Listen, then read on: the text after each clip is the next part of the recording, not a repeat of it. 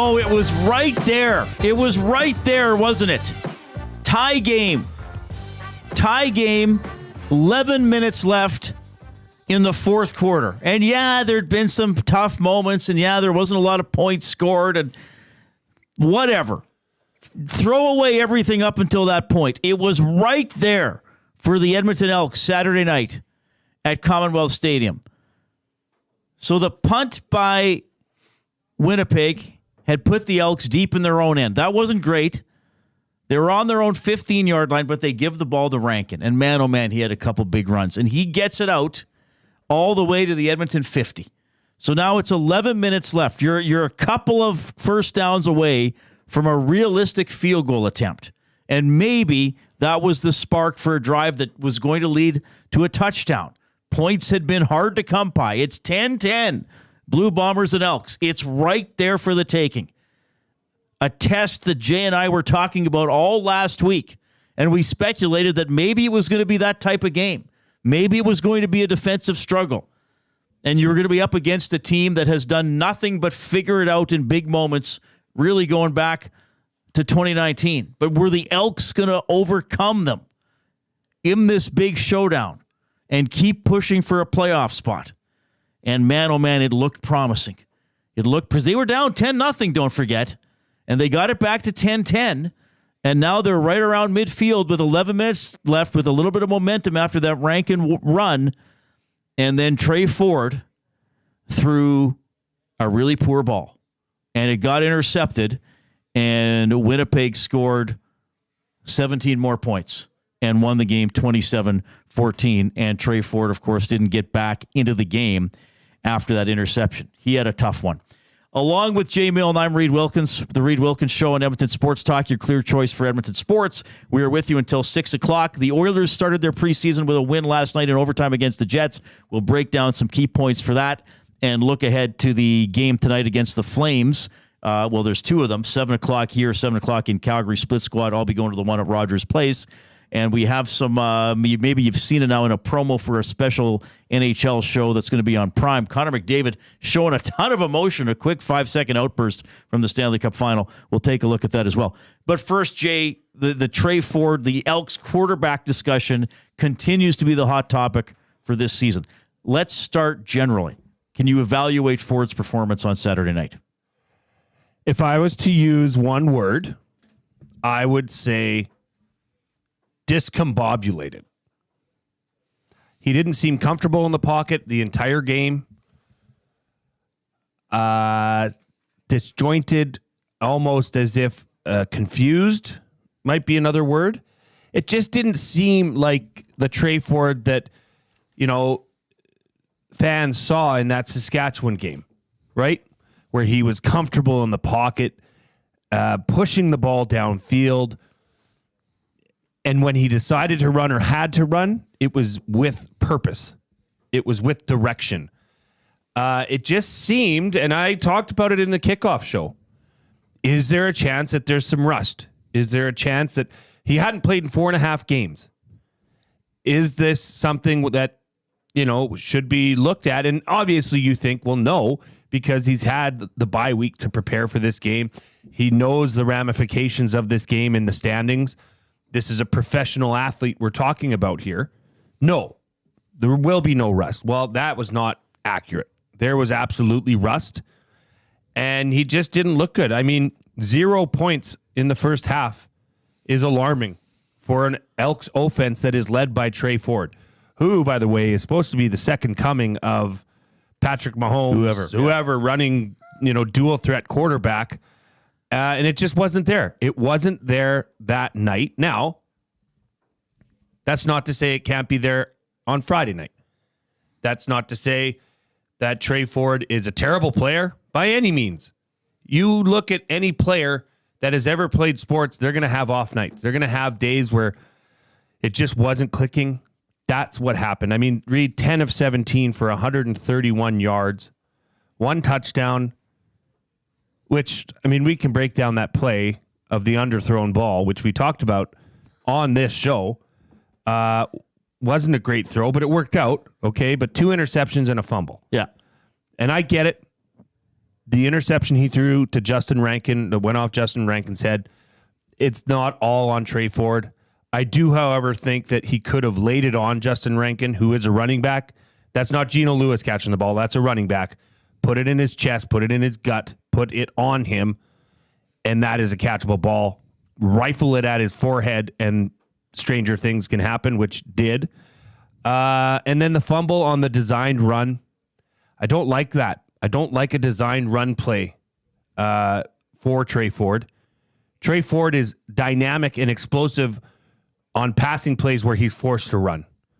And, unfortunately, the ball was stripped. That's going to happen too. That happens to every player.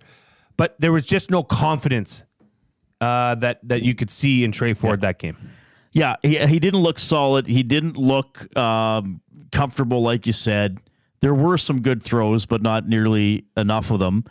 And the Elks fumbled twice in field goal range, and then the interception we're talking about now was, on the verge of field goal range.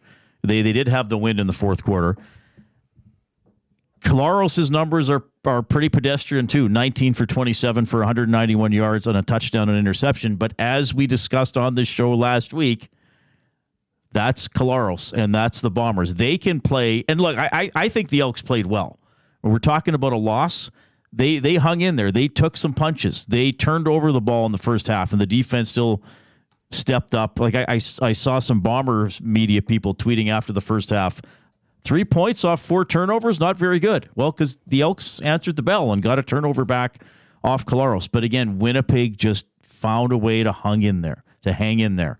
And we're not the team that made the big mistake. And then when they got playing downhill a little bit after that Ford interception, I mean, they took it to the Elks and they pulled away.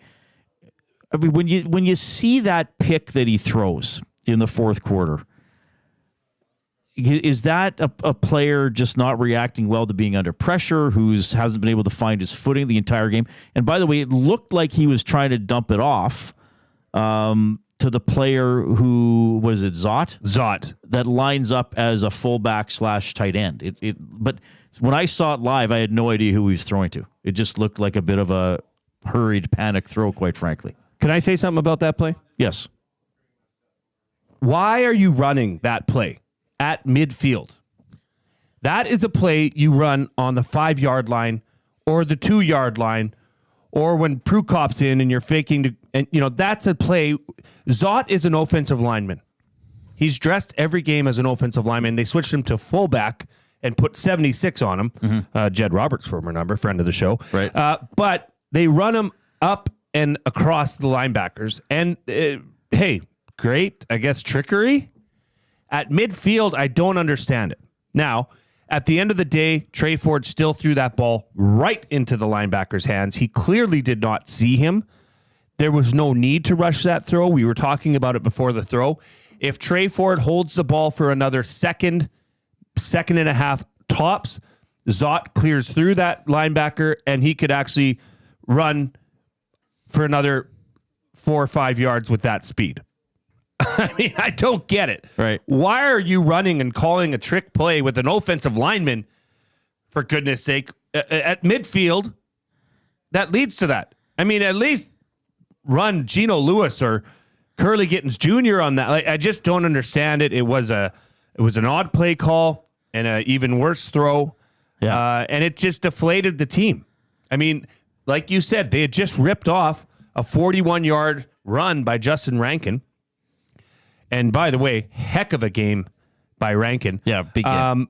But why? I just didn't understand that. That really deflated the team. And then for Collaros and the Bombers to come right back and score immediately, game, set, match. Well, and I really... there might be some people who say, well, 3-0 at halftime, terrible football. No, I didn't think it was terrible football. I thought it was good defensive football. I said last week that I expected a low-scoring game. I said last week that I thought only the winning team would get to 20. I thought that 20 would be enough to win. So I was sitting there most of the game thinking the Elks have to embrace this, and therefore I have to embrace it as a viewer and fan of the team. That this is the type of game they need to prove they can win. This isn't and good for them for beating Calgary, because the last couple of years they weren't even able to beat bad teams. Good for them for rolling over Calgary. Good for them for beating BC with a marginal starting quarterback in the game. Good. That's fine. But I thought we got to embrace this. If they're really ready to take a step forward, then they got to win this game 6-3 or 13-10 or whatever it looked like it was going to be for a while. But you said game, set, and match, and I agree with you, Jay. After surviving 4 turnovers in the first half, they were in the game. And then really responding after Winnipeg took the ball down their throats, the kickoff to the second half, they came back, got a field goal, got a touchdown, tied at 10-10. When that interception happened, I was like, that's it. They will not win this game, because that was the break Winnipeg needed. And as we often talk about, there's 2 ways to win: make plays and don't make mistakes. And right there, it's like Winnipeg's thinking like, thank you very much, Trey. You're the team that made the mistake. Now, we gotta admit this and say this, because it's a great point, and I wish you would put your name on this, but somebody in the EST inbox said, yeah, but look at every quarterback against Winnipeg. They have, that defense has the ability to make for sure good quarterbacks look average, if not poor. But I agree with that point. But I agree with that.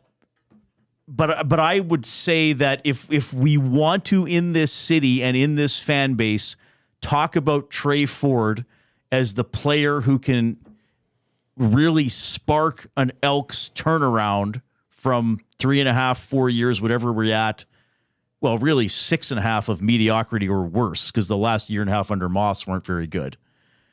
If we want the quarterback who can really turn this team around, and quarterback's an important position, then those are the games that he has to win more often than not. Zach doesn't win every game, and there's more to the Bombers than Zach, but they win those games more often than not. Mike Riley won those types of games more often than not. And yes, especially in 2015, Riley had a great defense and all that kind of stuff. And so does this team. And we're going to break down, we'll have to do it after 3:20. We're going to break down exactly how Tre Ford has played. I'm not going to go game by game and play by play, but sort of a general overview of Ford's tenure with the Elks. Because I think we're at the point where we need to ask, is he legitimately a player who can be a top-tier quarterback? And then if you have a top-tier quarterback, you always have a chance to win. Are we too hung up on potential and exciting plays and not paying enough attention to the grind of each individual play and each individual series, and therefore each individual game? And now we have to also get into a discussion with our nasties. EST inbox 780-218-9999. Nasty chat on YouTube. Who plays Friday and why? Because that's a really important discussion. Because now the playoffs, it's tough. That was worst case scenario. Sask wins. You and I said last week, needed Calgary to win. If Calgary would have won, yes, the Elks would be in last, but they're only a point behind Calgary and Saskatchewan. BC has a couple very winnable games coming up. It's going to be hard to track down BC.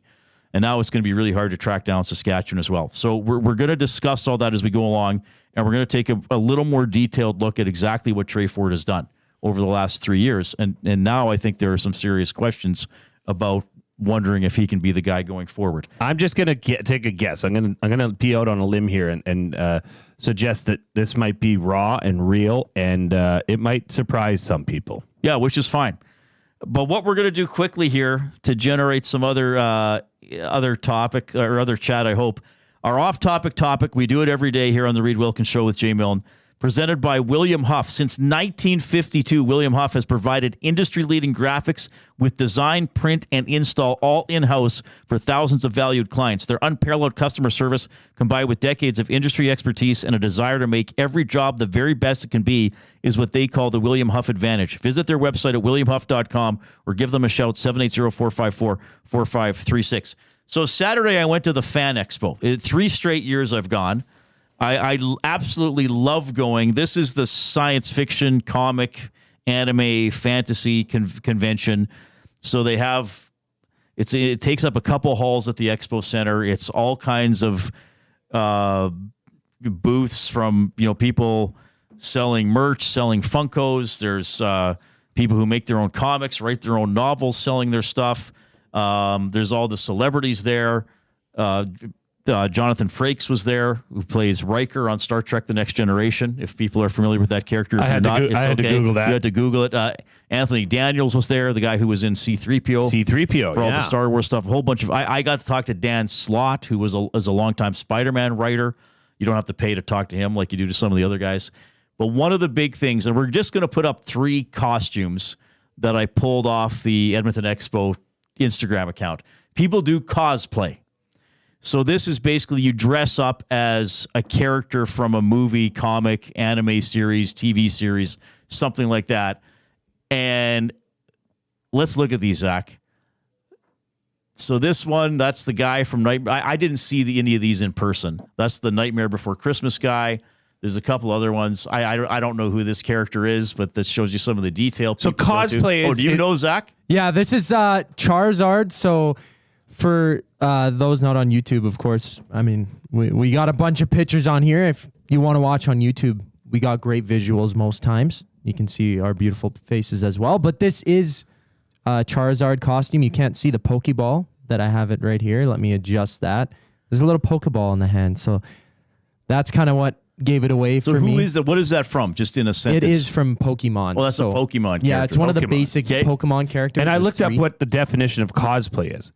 Costume play. Yes. So it's derivatives of both, Thank right? you. Yeah. I mean, a lot of people don't know. This is not a world I am Thank you for clarifying. So. I didn't know much about it either. And it's not just, these are Halloween costumes. This is people serious. Will wear these to, right. I don't know what that is, but somebody wore that.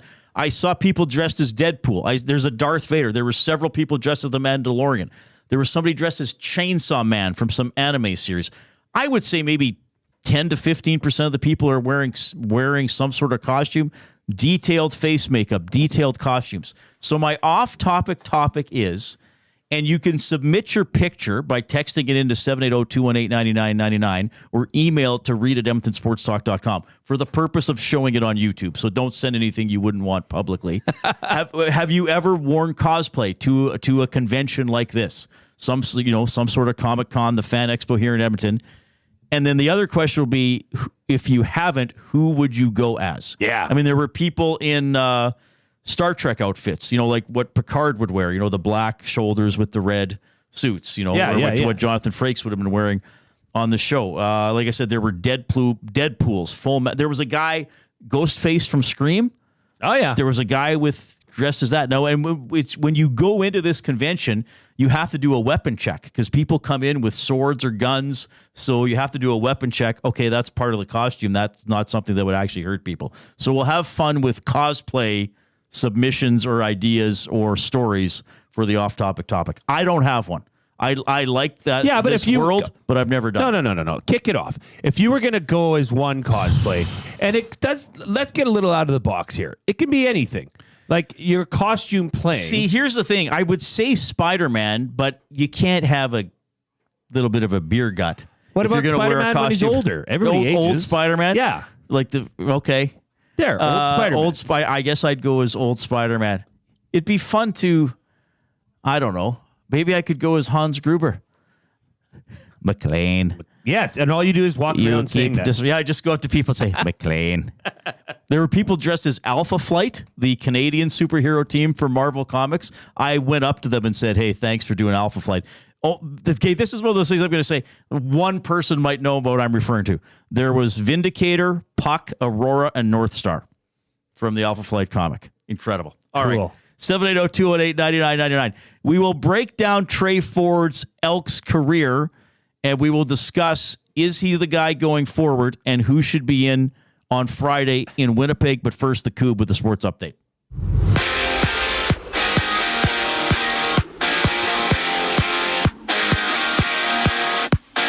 Oilers and Flames meet tonight for preseason action. 2 games on the schedule for both of the squads. Split squad action, and half the roster goes to play in Calgary while the other half stays here in Edmonton. Puck drop for both games is at 7. The other games see the Stars against the Avs, LA meeting Utah, the Sabres and the Blue Jackets along with Flyers facing the Canadians. Blue Jackets Sabres are the first to hit the ice at 3 p.m. The Elks release DB Leon O'Neal Jr. after 11 games with the squad. O'Neal Jr. signed to the Elks in January of this year, recording 35 tackles and 7 special teams tackles. In the NFL, we got a doubleheader going down with the Bills and the Jags, along with the Commanders and the Bengals. Swing by the Century Casino Sports Bar and Lounge to watch the game with Lieutenant Eric, where he'll be every Monday and Thursday night throughout the entire NFL season. Kickoff for the Bills and Jags is at 7:30. 4 games are on tap tonight in the MLB, with the Jays against the Red Sox, Cubs and the Phillies, Mariners and Astros, followed by the Giants and the Diamondbacks. First pitch for the Jays goes just after 5. And right after the break, the Reid Wilkins Show continues with Reid Wilkins and Jay Milne. I'm Zachary Kubish, and that was your EST Update. Get to know the winners, props, plays, parlays, and more with Nielsen and Hustler. Weekday mornings at 11 on The Lock Shop. Only on EdmontonSportsTalk.com. Come get your game on at The Ranch. The Ranch lets it all hang out with a championship caliber design, premier conditions, and above all, a fun laid-back experience. Get top-notch service and unmatched value every time you play at The Ranch. Think you have what it takes to go low? The best value for your golfing buck is always The Ranch. The Ranch Golf and Country Club. 10, 50, 100, and 200 round packs on sale. TheRanchGolf.com. Hi there. If you're like me, you like to picture yourself in luxury, even though there's absolutely no way you could afford it. And if you can, well, even better. Thankfully, I picture myself in something that is luxury, but still absolutely affordable, like the all-new Mazda CX-90 from Park Mazda. With the new luxury features like facial recognition settings and quilted detail Napa leather seating, I can pretend to be comfortable with all of my proper settings activated without even touching a button, thanks to Mitch Lewicki and the great staff at Park Mazda. I like to picture Mitch Lewicki with like a giant eagle's wings and singing lead vocals for Lynyrd Skynyrd with like an angel band. And I'm in the crowd hammered drunk. Park Mazda, your dealer for life in Sherwood Park off Y Road, parkmazda.ca. Few of us can say that we're over 60 and still hot, but Mr. Mike's Burger can. And to celebrate over 60 years of Mr. Mike's famous burger, you're invited to taste history for only $8.99 at Mike Burger Madness. Savor the original flame-grilled Mike Burger on their signature garlic French loaf for a limited time. Dine-in only price of just $8.99. Sides extra. It's Mr. Mike's Mike Burger Madness, and you'd be mad to miss it. Offer ends September 30th. Eat locally, enjoy casually. Okay.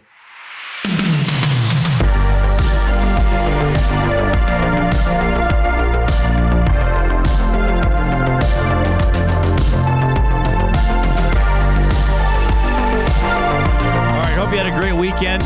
Elks lost, Oilers won their preseason opener. That song makes me want to dance. Well, you can if you want. There's room. You can dance if you want to. Golden Bears football team won. We'll touch on that a little bit later. Some NFL storylines as well. The former defensive back, Jay Milne, is going to go over some huge blocks, one especially levied against defensive backs over the weekend. We'll have some fun with that. Just a soul-crushing block in the Calgary-Saskatchewan game on Friday night. We're talking about that Elks game in Winnipeg on Friday night. And let us know who you'd start at quarterback and why. You can also join us for that game at Century Casino on Fort Road for an Edmonton Sports Talk watch party. So Jay and I will do this show from 3 to 5. Jay and Awanak will do the Green and Gold kickoff show at 5. We'll all watch the game together at 6, and then they'll do the post-game show after the game. So that's going to be fun. All right. Do you want me to dive into this a little bit here? Yeah, and Zach, you know what? We're just going to go ahead and do it. Let's throw a poll up. Let's get a poll up in the nasty chat. Simple question. Who would you start at quarterback for the Green and Gold next Friday?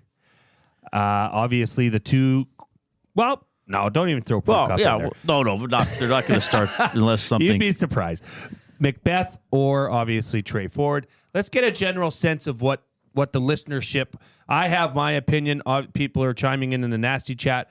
But I want to let you get to this crunching the numbers. For Gallo LLP, Chartered Professional Accountants, where they go beyond the numbers to ensure the continued success of your business, reach out to Preet or John at Gallo LLP. If you'd like to discuss further how they can crunch your numbers and help your business grow, visit their website, GalloLLP.ca. See how Gallo LLP can help your business grow at Gallo LLP on Twitter. Give them a follow. Always putting out interesting information. Friends of the program. So here's the thing. And I should state, I don't do this in the spirit of trying to disparage anybody or I'm not one of those run somebody out of town media guys, but I do think we have access to information. We have what we've seen over the past couple of years, and we have a football team that we are really, really eager for them to be a lot better than they have been over the last few years. And most good teams have a good quarterback. It doesn't necessarily mean you win every game or win the championship every year, but it is an incredibly important position. And there's been sort of, a lot of discussion, including on this show, and including by me. Well, they got to play Tre Ford because of how exciting he is and because of his running. And, in the CFL, well, really either side of the border now, you got to be mobile and you got to make plays with your legs. But again, watching that game against Winnipeg, Ford didn't look comfortable. Jay used the word discombobulated. And I started thinking in recent years, Ford has had some impressive games, but has he ever done it against a really good opponent? And I would say, Jay, I know they kind of made a bit of a push last year and stayed alive for a playoff spot in a weak year for the West Division because Calgary made the playoffs with 6 wins. But to me, that was the biggest game Tre Ford has started. So you need your quarterback to answer the bell and be the man, like Collaros has been, like Riley was here, like other guys have been. So let's just crunch the numbers on Ford for a little bit, okay? So he starts a game on Canada Day in 2022 in Hamilton. The Elks win. He had a very pedestrian game, 159 yards passing, 61 yards rushing, not bad on 6 carries. That's the one the Elks won it, though, on a late fumble return for a touchdown. But he won the game. He's the quarterback of record. He gets hurt the next game against Calgary. Plays against BC late in the season. They lose 31-14. They were out of it. Last year, Tre Ford starts 10 games. The Elks went 4-6 in those games. And to be fair, if he'd started the entire season, they probably make the playoffs with 6, 7, 8 wins, I believe. The teams Tre Ford beat last year were Calgary, Saskatchewan, Hamilton, and Ottawa. Calgary and Saskatchewan were both 6-12 teams. Ottawa was 4-14. Hamilton was 8-10. Of course, the Elks finished 4-14. The losses were twice to Winnipeg, once to Montreal, once to Toronto, once to Calgary, and once to BC. So all the better teams, except Calgary, wasn't that much better. In 6 of those 10 games, Ford threw for less than 200 yards. Now, they had a great running attack in a lot of those games. Brown went off. Ford contributed. 4-6, though. Didn't really beat a top caliber team.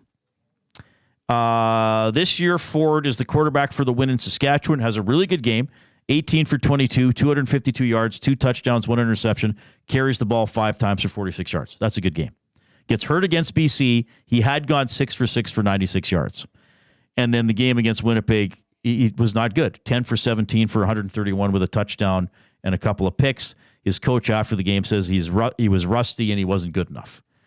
So when I look at all that, I guess my counter argument to all the people who are excited about Tre Ford would be, why are you excited about Tre Ford? And I even ask myself this question because I've often been excited about Tre Ford. But are we waiting for him to develop into a better quarterback, or have we now seen enough where we say this is who he is? He can make spectacular plays. He can capitalize against poor teams and poor defenses. But when the competition gets a little stiffer, the wins and the yards just don't come. And I throw this out there not as something that I have a definite answer for, but I throw it out there as as something I think that is worth discussing now. The truth is in the numbers. The proof is in the pudding, as they say. And looking at these numbers that you've shown, this is not. They're not good. They're not good. They're not somebody that you would say, oh, I want to hitch my horse to that wagon. That's a bona fide winning quarterback. Now, I will also say that there have been, particularly this year, that Saskatchewan game was a major flash of brilliance for Tre Ford. And don't forget, too, in all of those seasons that you outlined, he was never the starting quarterback going into that season. Right? He was always the person getting second-team reps through training camp, through the first however many weeks of the season. So he's never been crowned as the starter. Now, I'm going to say probably, deservingly so, but if this is the team that Edmonton, if this is the quarterback that Edmonton is going to carry forward with and sign, they better be darn sure that this is the guy, because there are other people that are available or that will be available / expendable, at the end of this season. VA in BC to lead that charge. The jury's out for me. However, going into this game in Winnipeg, I believe you need to give him the ball and say, look, you done screwed up last game. You stunk. Are you the guy that's going to be the guy? Are you going to be the guy that's going to turn it around and answer the bell and have a big game when a big game is needed? This is very close to being called the season right here, this game coming up. I know it's not mathematically this season, but you need to rise to the occasion. The greats do it. The greats find a way to win. I mean, Zach Collaros played meh. He was good. He wasn't great, but they won. Yeah. Okay. And I do have to say, I mean, if this was, let's reverse, okay? Yeah. If this was MBT that was in there and had a game that Tre Ford, had, I don't know that there would be the same desire to have MBT come back and start again. No. The only thing saving Tre Ford right now is that there is the belief that he could be the future of quarterback. Yes. For the green and gold. That's the only thing. The only reason. If he goes in, the leash is about as long as my pen, which is not long. If he comes out and lays an egg in the first quarter, I fully expect there to be a quarterback change. So, yeah, that is pressure. And guess what? That's a pressure-packed position. So get used to it, answer the bell, and get the job done. Otherwise, ain't happening. Well, and to answer my own question, and even though I've presented some numbers here that are very critical of Ford's performance, I would start him on Friday, because I think you need to get as much information on him as possible. And look, we can go back on last year and Cornelius and McAdoo and even the start of this year. I get it, but that's past. And it would be nice if we already had that information, but we don't. But we need to get it. The playoff hopes took a big hit. If Edmonton loses in Winnipeg and Saskatchewan beats Ottawa on the weekend, it's pretty much over. Not mathematically, but pretty much over. Yeah, it's a big game to make the playoffs. Like, this was a costly weekend for Saskatchewan to win, and for the Elks to lose. So, sorry, Jay, go ahead. No, sorry. I have to, because this is very polarizing. And that's why it's a great topic. It was in the post-game show as well. Yeah. There were the people yelling, MBT, why did they pull Tre Ford? I mean, we heard Derek Van Diest on the afternoon show say that he didn't agree that Tre Ford was pulled. I thought Tre Ford should have been pulled earlier. I thought Tre Ford should have been pulled at halftime and had MBT come in and start. Would it have made a difference? I don't know. But here, Dean Belanger in the nasty chat. MBT has no more upside. Ford has only scratched the surface. Valid point. Joe from Stoney says, or is this the real Tre Ford? The fella Chris Jones had no confidence in. And I'm not sure J-Jack has a ton of confidence in either. I don't think he does. He almost seemed a little disgusted after the game. Yeah. He seemed not maybe disgusted. He seemed certainly disappointed. And I feel like there's been a push from organizationally, at least, to make Tre Ford the number one guy, to appease the fans, the limited fans that have been showing up. There's been a push from the fans to have Tre Ford as the guy. Barry Hansen in the nasty chat kind of echoes my sentiment, but I think this came in while I was rambling on. It is a talk show, however. Reid is describing a developing QB who has been yanked in and out of the starting role without being given the chance to develop consistently. If he's the starter, give him the ball and let him develop. And yeah, I agree with that. He's never taken starting team reps from day one of training camp, not one season. Right. That means something. Right. So at some point, and I'd love to, truthfully, I'd love to see it for him. I really like him. I like that he's from, Canadian quarterback. I've talked to him several times. Nice guy, likable guy. You really want to see him succeed. So for that perspective, I really want to see him make it happen. But he's got to step up to the plate and do it. Well, and that's why I would play him in Winnipeg. So he just played, again, to me, the biggest game he's played in the CFL, did not play well. And yes, everybody, I know it's Winnipeg, but that's my point. You at some point, you got to beat the top dogs, at least sometimes. So can he bounce back? Now it's close to being a must-win. The following home game against Saskatchewan pretty much will be a must-win. Reid, this is a must-win. So Friday. We gotta see it at some point, and you need as much information as possible. And everybody, I hate to say this, but you need as much information as possible because we need to know who the quarterback is going to be next year, because it won't be MBT. And if Ford can't do it in these clutch games, well, then you're trading for somebody else's number 2 to be a number 1, or bringing in somebody from America or whatever. Because it ain't MBT. They're not signing him back for $400,000. No, even if he were to play and light it up for the next 5 games. It's just too expensive. How many games do we have left? Whatever we're at. 4 games. 4 games. Only 4 games. So this is the thing. It's unfortunate how things have been handled. It's unfortunate we haven't seen more of him. But as you made the point, are there reasons why we haven't been seeing more of them? To that person who said it's just a normal process for a developing quarterback, I'm with you. Maybe it is. But that's why I'm saying we need to see him have the ball now. Hey, Riley in 2013 didn't always look very good, but he figured it out. Maybe Ford's going to figure it out, but he needs to get the chance to figure it out. That's why I would go back with him, even in a big game like this.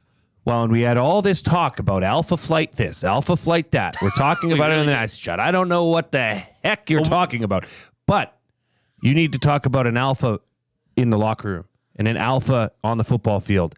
That is your quarterback, okay? Yeah. If Tre Ford had a bad game. That was not, and that's kind of the beauty of it, is that we've seen better. You and I, with our very own eyes, have seen better. So you know that he's got that in him. Right. Whether he can do it under the bright lights and on the big stage and not against the bottom 4 team or bottom 3 team in the CFL is yet to be determined. Yes. But that's what, having no training camp. Okay? When you come to training camp and MBT is the number 1 guy, the big offseason acquisition, the huge money spent by Chris Jones, that is a hit to your alpha status on the team and in your mind. Is that still bothering him? Other than, I don't know how else to explain it. Maybe he had a bad week. Maybe he stubbed his toe in the bye week. Yes. But he looked disorganized and very, very unsure of himself. And Winnipeg is good. I don't want to detract from that, but the point, you become great by beating good or great. More often than not, right? So we will get to some of your reaction. This is a really interesting topic. And again, even I'm on the fence about some of the stuff I've been talking about, though I would put Ford in again on Friday. EST inbox 780-218-9999. And the Nasty Chat is off and running on YouTube. I want to get to more of your reaction because I think we got some stuff coming in. And then we'll do my top 3 for food sausage. We'll talk about, speaking of alphas, we'll show you some McDavid outburst, a McDavid outburst from the Stanley Cup Final. I didn't know all he could ahead, talk but like here that. comes the coup.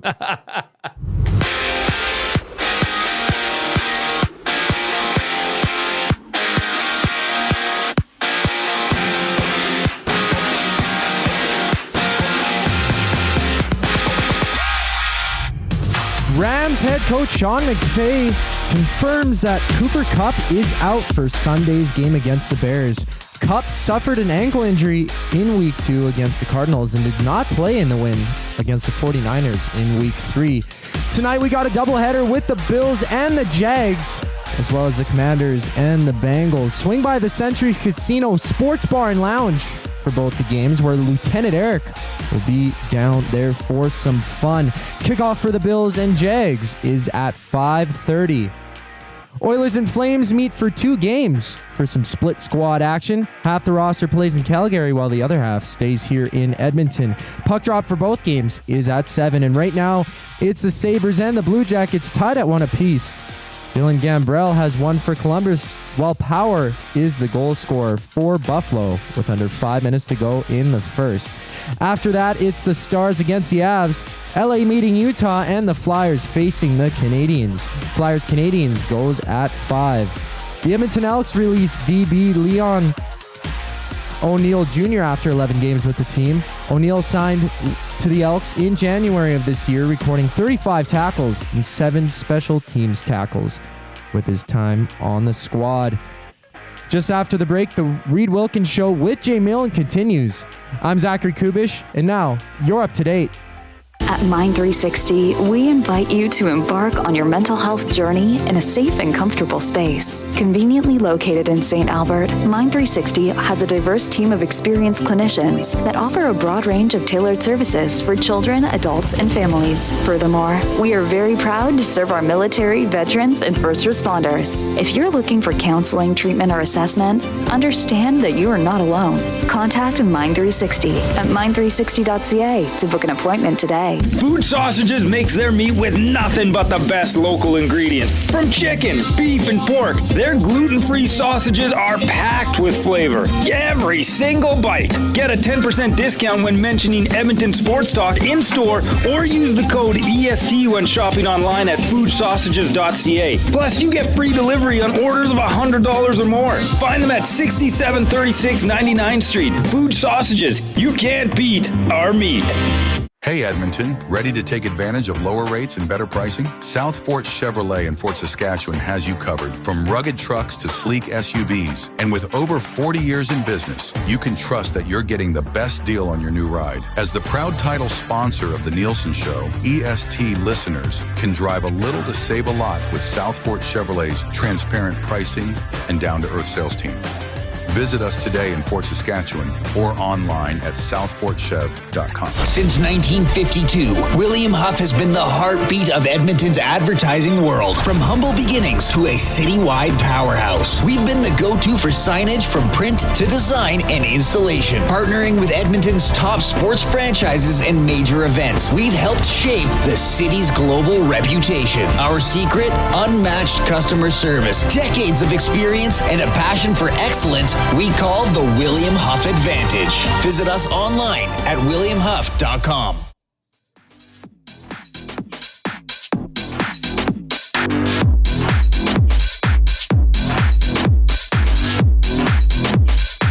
Oh my goodness. We're doing a show along with Jay Milne. I'm Reid Wilkins. Oilers tonight. We'll talk more about their preseason win last night and look ahead to this evening as we move along as well. The Elks, by the way, we're not on the field today, but that's our hot topic right now. Tre Ford, what do you think? Who do you play on Friday? It's tough. The Elks sitting there now at 5-9. They are 5-4 under Jarius Jackson, but now 3 points behind Saskatchewan, 4 points behind BC, 6 behind Winnipeg. So, don't think you're catching Winnipeg. And quite frankly, the crossover possibility is not really. I mean, if they'd won, if the Elks had won their last game, they'd be up to 6 wins and just 2 points behind Toronto, and still playing Toronto with even a chance for an Eastern crossover. Anyway, stuff's coming in. Jay, go ahead. Don't even mention the crossover.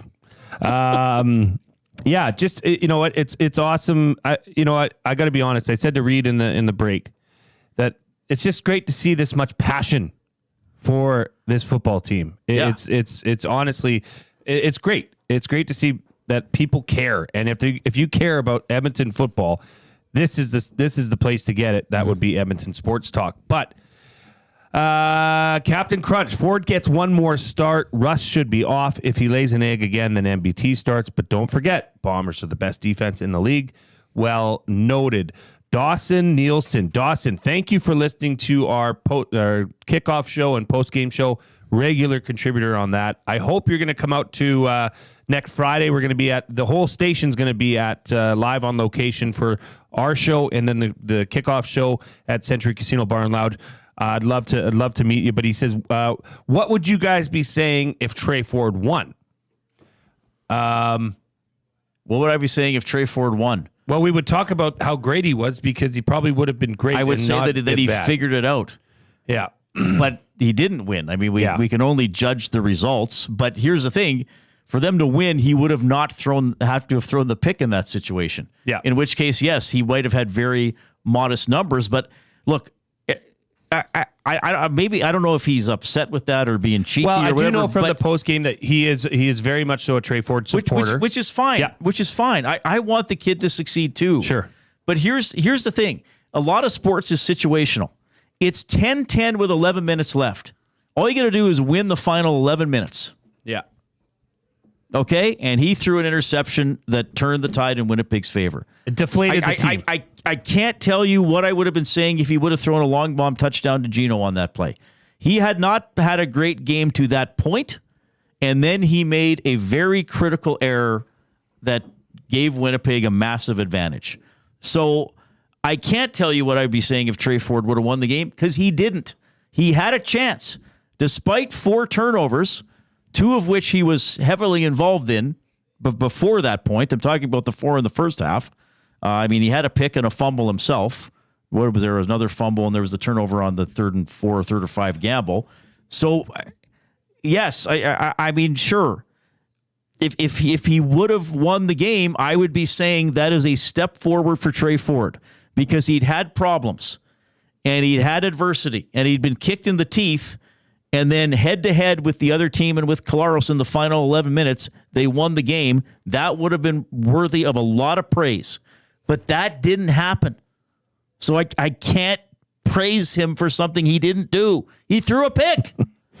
Well, Commissioner Quinn chimes in the nasty chat as well and said, listen, what if I broke 90 on the golf course? What if I didn't 3-putt most holes? What if does not go in sports? And then she says, what if Reid and I got to golf more? Thanks for including me in that invitation, Quinn. Barry in the park says they shouldn't have brought MBT in the first place. Then he also says you become great by facing adversity consistently and developing your game so you can overcome that adversity. Which is why I want to see him in. And quite frankly, the last great quarterback we had in this city, 13, as we called him. Michael Riley. That's what we would always call him. He did it. And Chris Sadoway chimes in, says the organization needs to look deep. Are they playing for the playoffs or next season? In my mind, they should be playing for next season. They aren't Grey Cup contenders at this time, nor have a reasonable shot at a home playoff game. If that wasn't the case, I'd go with MBT, but it's not. So it's time to find out what Ford is right now for the rest of the season. And you know what? That's an excellent message. And that's part of the quote-unquote problem. They're not quite out of it. They're not good enough to highly unlikely. They have a fighter's chance. They have a fighter's chance. Sorry. Like they're better than the last couple of years. But yeah, that's the and then okay, let's throw all this in. They don't have a Mike O'Shea as the head coach where it's like, okay, he's back next year. So Jarius Jackson is also coaching to hopefully have a job next year. If they make the playoffs, his chances of doing that increase. So now maybe he's thinking, I got to play MBT because he gives us a better chance to win, which then leaves Ford on the bench, which then leaves us all more uncertain about whether Ford can be a starting quarterback in the future to have the Elks become a really good team. I mean, it is very problematic. One thing I will say, though, okay, and this needs to be noted. Since 2021, Winnipeg is 7-0 coming off of a bye week. Since 2021, Edmonton is 0-7 coming off a bye week. I didn't even know that. Okay, both those teams were coming off a bye week. Right? Heading into that game. Winnipeg clearly does a better job of their bye week than Edmonton does. That is no longer, no, that is history. That's happened. That is definitely something that is problematic. So you add up all these, and Tre Ford look at that. Look at his performance. I mean, something was amiss there. And Mike, the Michigan fan, just run the damn ball against Winnipeg. And they did, though. They did. They did a really good job of it. And I'm sure he knows that, and maybe he's saying just keep doing it. I mean, they ran the ball. They ran it 19 times for just under 200 yards. Their average yards per carry was over 10. Yeah. I mean, they finished with 27 pass attempts, and they Rankin ran at 14, Brown ran at 5, Ford and Prukop ran it twice each. Though I guess the one Ford one was a scramble, but yeah, I mean, I don't. For the most part, they committed to the run, and for the most part, I didn't have a problem with the play calling. I didn't have a problem with the gamble when they were on about the 40 or 45. I do. I have a problem with that. You're in a 3-0 game. It's 3rd and 4. It might have still been scoreless then. No, it was 3-0. It was 3rd and 4. It was a second quarter, right? Yeah. Yeah. But you don't want Beatty kicking either, do you? You know what I would have done? Honestly, I would have punted and locked them inside their 10. This is a defensive struggle game. This is setting up as a defensive grudge match. Option too. But I mean, it didn't result in anything for Winnipeg. But I thought it was a weird call to say let's go for it on 3rd and 4. Secondly, the play call was to be desired. And, Willie Jefferson gets his hand up there and... right. That was the knockdown. Well, the best... To me, the best Ford looked was the first couple of plays of the third quarter where he did the play action and a quick little... I wouldn't even call it a rollout, Jay. Just almost a half rollout. And remember, he flicked one. It might have been to Curley, and then he flicked that other one to Tevin Jones, which was actually caught at the line of scrimmage, but he ran for a first down. So maybe they could have called more plays like that, but still, the execution wasn't there. What do you think of the flea flicker? They got the touchdown off it. It wasn't a great throw. Hey, it was something different. So I commend Jay Jack for that. Execution of it was, subpar, but it's that throw that's behind that the receiver can adjust to that the defensive back can't. And it turned into it was a touchdown. It's 6 points. They would take it. And Dawson Nielsen, you'll have to go back earlier in our show. We definitely broke down throwing to an offensive lineman on that midfield play on the interception. That was a terrible, terrible play call. It was just bad all across the board. But I don't know if he was the primary. I think he's a safety valve. No, it was designed, and You think he was the primary? He was open, but I don't care if he's open. He's 340 pounds. That's not a threat at midfield. Right. That's a play designed to get a guy open and in space, like a Gavin Cobb, like a speedster, and burn it up the sideline. Not Zott, your 6th O lineman. Because he did go out on patterns and other plays, I noticed. So I'll take your word for it. You know playbooks better than I do. But that player that intercepted the ball was the player that was involved in that, the Elks player, O'Neill, that just got released. Yes. That was the player that got kicked out of the game. If you look back on that, they both threw punches at each other. However, O'Neill got kicked out of the game. Winnipeg got called for unnecessary roughness. That was the player that intercepted the ball. Not saying that, you can't, but it was just ironic. Isn't that ironic that that's the guy that ends up halting that drive? What's the consensus for who's starting on Friday? Tre Ford, 73%. McLeod Bethel Thompson, 20. Now it's 72 to 28%. Because I did a poll on Twitter right after the game that ran until last night, and it was 58% Ford, 42% MVT. About 550 people voted. Yeah, I'd say it's 2/3 Tre, 1/3 MVT. But see, here's the thing. Here's another thing. This is like a poll within a poll. It's the off-poll poll. How many people are voting for Tre Ford because they actually think he's the better quarterback? How many people are voting for Tre Ford because, like me, they're saying, we just need to find out how good this guy really is. We need to find out if he's got the stones to bounce back. Do you remember I said that Tre's a likable guy and people want him to succeed? They're all likable. I know. No. Not like Tre Ford. He's a Canadian.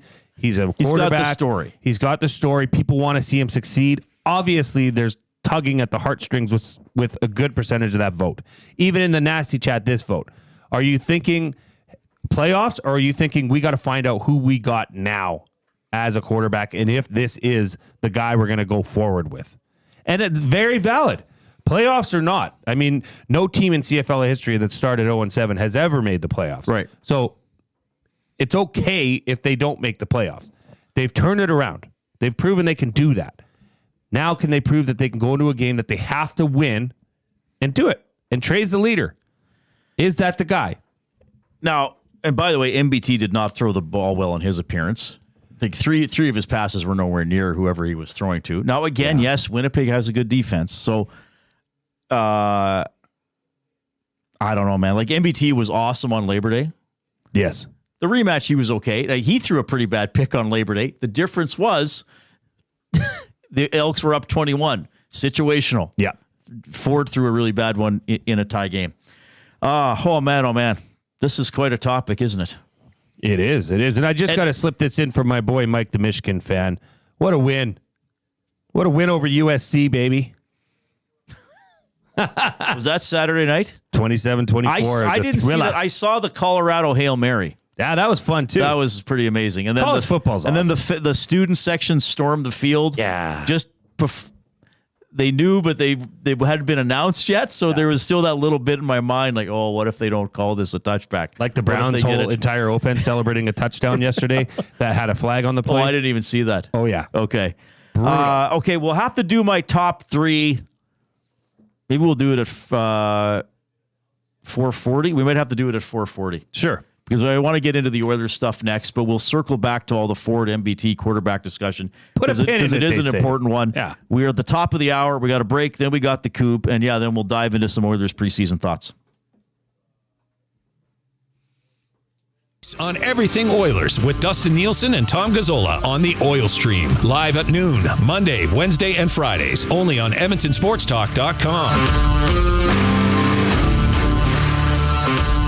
Conveniently located 10 minutes west of St. Albert, Wheeler's RV Storage will provide you with safe, secure storage for your RV, boat, or whatever you need to store. Open 7 days a week with gated keypad access and extra large stalls. Now is the time to take advantage of their limited time offer. Buy 6 months and get 1 month free. Now's the time to go to WheelersRVStorage.com. That's Wheeler's RV Storage. Safe, secure storage. Visit them today at WheelersRVStorage.com. If you've been injured in a car collision, let James H. Brown and Associates, Alberta Injury Lawyers, protect your interests. They'll be there every step of the way to help answer your questions and help you get your life back on track. Trust Alberta's precedent-setting injury lawyers with their unrivaled experience, unrivaled results, and unrivaled commitment. When accidents happen, call James H. Brown and Associates, Alberta Injury Lawyers, 780-428-0088, or go to JamesHBrown.com. Gallo LLP is an Alberta-based accounting firm with expert chartered professional accountants in both our Edmonton and Sherwood Park accounting firms. Our experienced and innovative accountants provide financial advice that saves our clients money. Simply put, we help our clients protect their assets and grow their businesses. At Gallo LLP, they go beyond the numbers to ensure the continued success of your business. Reach out to Preet or John to discuss how they can help your business grow. Visit GalloLLP.ca today and see how they can help you take your business to the next level.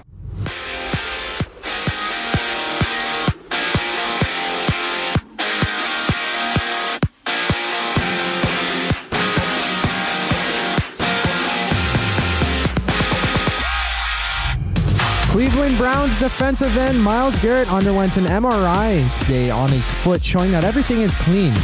The Browns' next game is Sunday against the Raiders, and it was the Rams head coach Sean McVay confirming that Cooper Kupp is out for Sunday's game against the Bears. Kupp suffered an ankle injury in Week 2 against the Cardinals and did not play in Week 3 against the 49ers. Tonight we got a doubleheader with the Bills and the Jags. Then it's the Commanders versus the Bengals. Swing on by the Century Casino Sports Bar and Lounge to watch the games with Lieutenant Eric and some of the other nasties. Kickoff for the Bills and Jags is at 5:30. Oilers and Flames meet for 2 games tonight. Split squad action. Half the roster playing in Calgary while the other half stays here in Edmonton. Puck drop for both games is at 7 o'clock. Right now, it's the Sabres and the Blue Jackets tied 1-1 at the end of the first period. And later tonight, it's the Stars and the Avs. LA meeting Utah and the Flyers facing the Canadiens, with the Flyers and Canadiens game going at 5 o'clock. Right now, you're tuned into Edmonton Sports Talk. It's the Reid Wilkins Show with Jay Milne. And I'm Zachary Kubish. Now, you're up to date.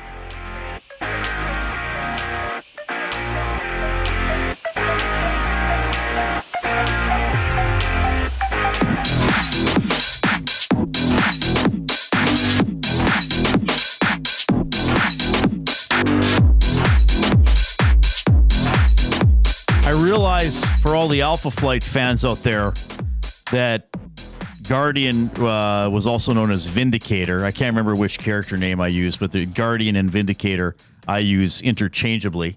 So Puck was the guy dressed as Puck. Someone dressed as Aurora. Someone dressed as North Star. They're, of course, twins, as you know, Jay. Of course. Marina was not there. Sasquatch was not represented. Those were in the original Alpha Flight. I might be... Shaman. Shaman was not there. Can you explain this comment? Yes. And whoever wrote this in didn't tag anything or didn't say a name, but it said, Alpha Flight is great. Gave my kid's teacher a number 1 for a year-end gift. Nice. That's awesome. What's a number 1? The first issue. I thought he went pee on the teacher. No, he did not pee on the teacher, nor on the comic, I hope. Like a number one issue, a first issue Alpha Flight. So this is a comic book. Yes, Alpha. Okay, so quickly here. Reid, I'm lost. You got Alpha Flight got it. They were a Canadian superhero team that I think were in. They'd appear in other comics. First appeared in Uncanny X-Men number 120 in April of 79, and then they were in their own series from 83 to 94. That's right when I started collecting and buying comics, and I was thrilled there was a Canadian superhero team. So I was really into Alpha Flight for a while. Oh, Snowbird. I forgot about Snowbird. Snowbird was another character. Shame on you. So Caster929 said, Reid, I wondered if you were at Fan Expo. I was there the entire weekend and caught up with Matt and Jay at Century Saturday. Yes, he did. Nice. Ken and Greg came. Did you catch female Bender from Futurama? I chuckled when I passed her. No, I wouldn't have known that. Is that the one-eyed character? I think I don't know Futurama. Yeah. But there was so much cosplay. It was so cool. If you have a cosplay picture of yourself, send it in and we'll throw it up on YouTube. Or who would you go as? Could I go as Inspector Gadget? Yes, that'd be awesome. Yeah, that would be incredible. That guy ruled. We are in the James H. Brown studio. James H. Brown Personal Injury Law Firm, the heavy hitters of injury law with over 200 years of experience. James H. Brown will get you the settlement you deserve. JamesHBrown.com. Book your private consultation today. All right. Oilers Flames tonight at 7 in both cities. McDavid's going to play here with Hyman and Nugent Hopkins. Good line. Draisaitl's expected to play here, but with I got to check my notes here. With Podkolzin and Lavoie. Lavoie scored last night. Podkolzin played last night. Philp's going to play again. I thought he had a pretty good game last night. O'Reilly's going to play in the game in Calgary. He scored last night. He's going to be with Savoy, who was good, and Kajula. The top line in Calgary expected to be Henrique with Skinner and Arvidsson. Well, it's going to be a lot to find out. That, oddly enough, the most tantalizing or viewable, as in terms of questions for this team, is going to be in Calgary with Henrique and Arvidsson and Skinner. Be interesting to see how that line gels. Yeah, well, I think as we're giving you the oil understood for GCL Diesel, providers of the best diesel engine components around, from turbochargers to injectors, fuel pumps to sensors, they are the critical engine component experts, proud to serve Edmonton and Northern Alberta for over 50 years now, a proud partner of Edmonton Sports Talk and the Reid Wilkins Show. GCL Diesel understood. Yeah, I mean, I think Draisaitl will center those guys once we get going. I think they want to give Podkolzin and Lavoie a look with Draisaitl. I mean, Lavoie's at the point here where, do you trade him, try to get a pick if he's not going to make the team, which is going to be tough. Podkolzin, I thought, was decent last night. I mean, he was on the ice for the 3-on-3 overtime goal. I thought he forechecked fairly well. But I think they want to see what he can do with Draisaitl. An obviously elite NHL centerman.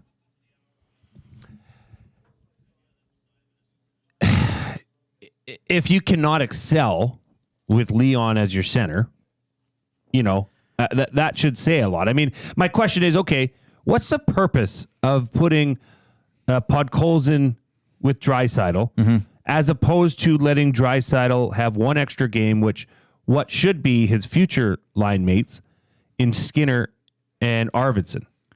Is this a stress test for Podkolzin per se? And Oh, probably some extent. It's like, okay, we think you're going to be on the roster. Maybe we're going to need you in the top 6 at some point, or can you cycle through there? So go play with Leon. Is there any chemistry there? I mean, you might as well find out now.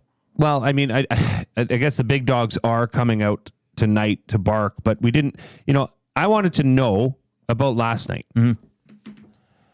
And this whole preseason thing where, they were saying that there might be 2 players on the ice that have a chance at cracking the starting lineup on the Oilers. I didn't. Last night, Emberson played. Podkolzin and Emberson. Podkolzin played. Yeah, that was about it. So what can Drake Caggiula do to stand out and crack the roster? Nothing. How does one stand out, and who stood out for you? Okay. All right. So here's what when I'm watching a preseason game, and I'll fully admit it was pretty different in there. I mean, we are less than 3 months removed from Game 7 of the Stanley Cup Final.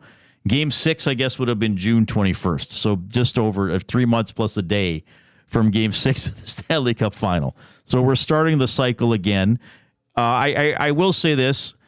It wasn't a full building by any means, but the crowd was enthusiastic. They're cheer, they're knowledgeable. I noticed with a couple of the Let's Go as Oilers chants, it definitely sounded like there were more kids in the crowd, certainly a younger crowd, so parents bringing kids to an exhibition game. Started at 4 o'clock on a Sunday, so a little better time for that.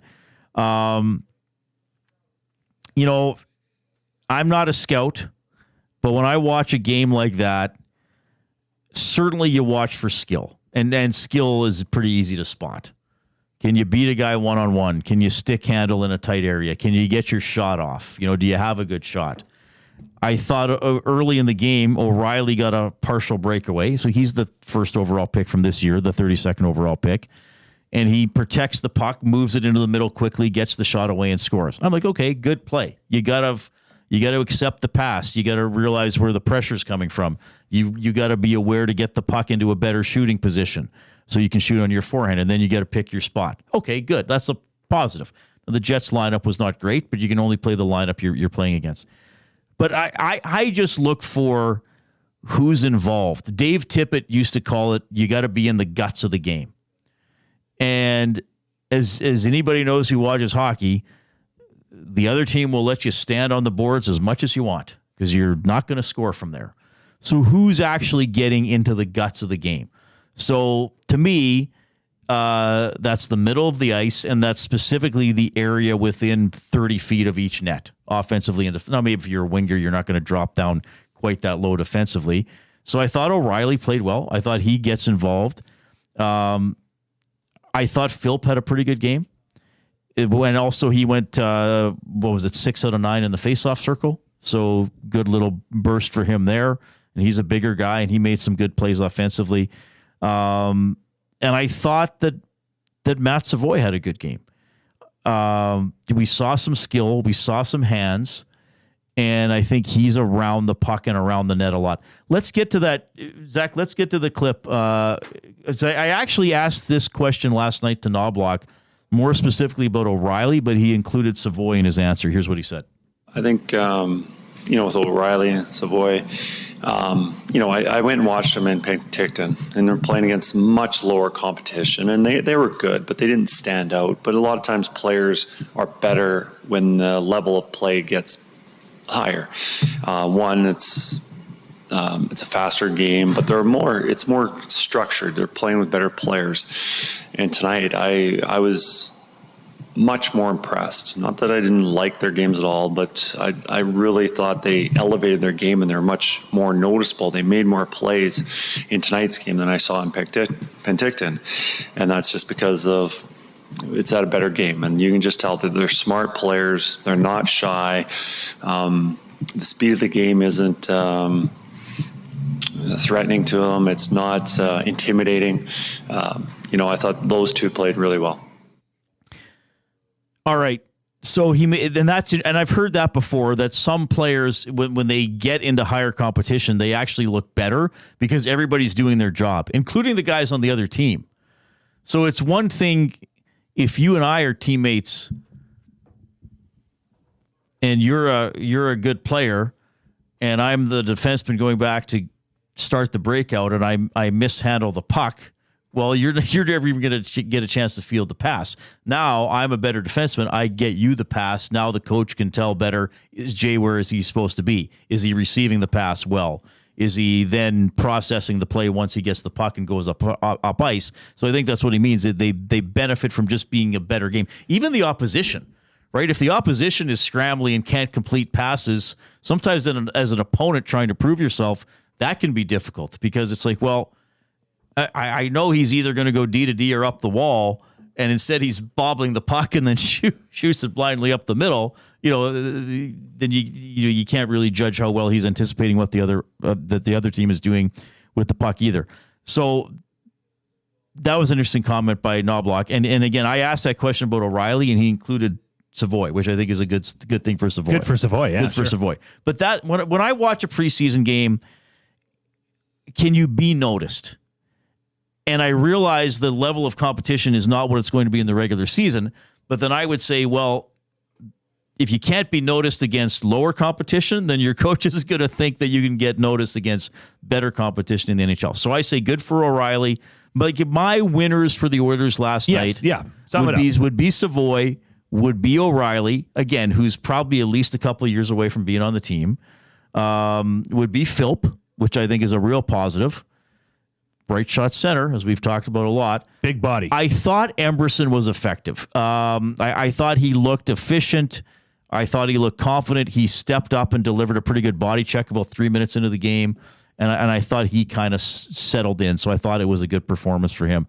I guess I would say those four guys. Kajula was noticeable. Kajula was actually quite dynamic and energetic and created some chances. But again, he's on a two-way contract. He's going to be in Bakersfield. He's only played 4 NHL games in the last 2 seasons. He's further down the depth chart. So I tend to look more at the younger guys and players who might be part of the future, or Emberson part of the now. But yeah, I thought those guys were good. Josh Brown, I didn't notice too much. It'd be hard for me to say too much about him. Can I ask you about the feel and the vibe of the press box? Because last year, I don't know if you heard, but this team went to the Stanley Cup Finals and was within 1 goal of winning the Stanley Cup. Is there more passion? Is there more coverage? Is there more, I guess, wanting to get after it and wanting, in the press box? Are you seeing that it's 20% more full than it was at this point last year? Well, it's hard to say because it's the preseason. I know, but I'm saying, even though it's the preseason, is there a different buzz? I don't know. And I was sitting in a totally different spot too, so I can't even compare it to last year. Did you have popcorn? No, I had pizza. Nice. I had a slice of pizza.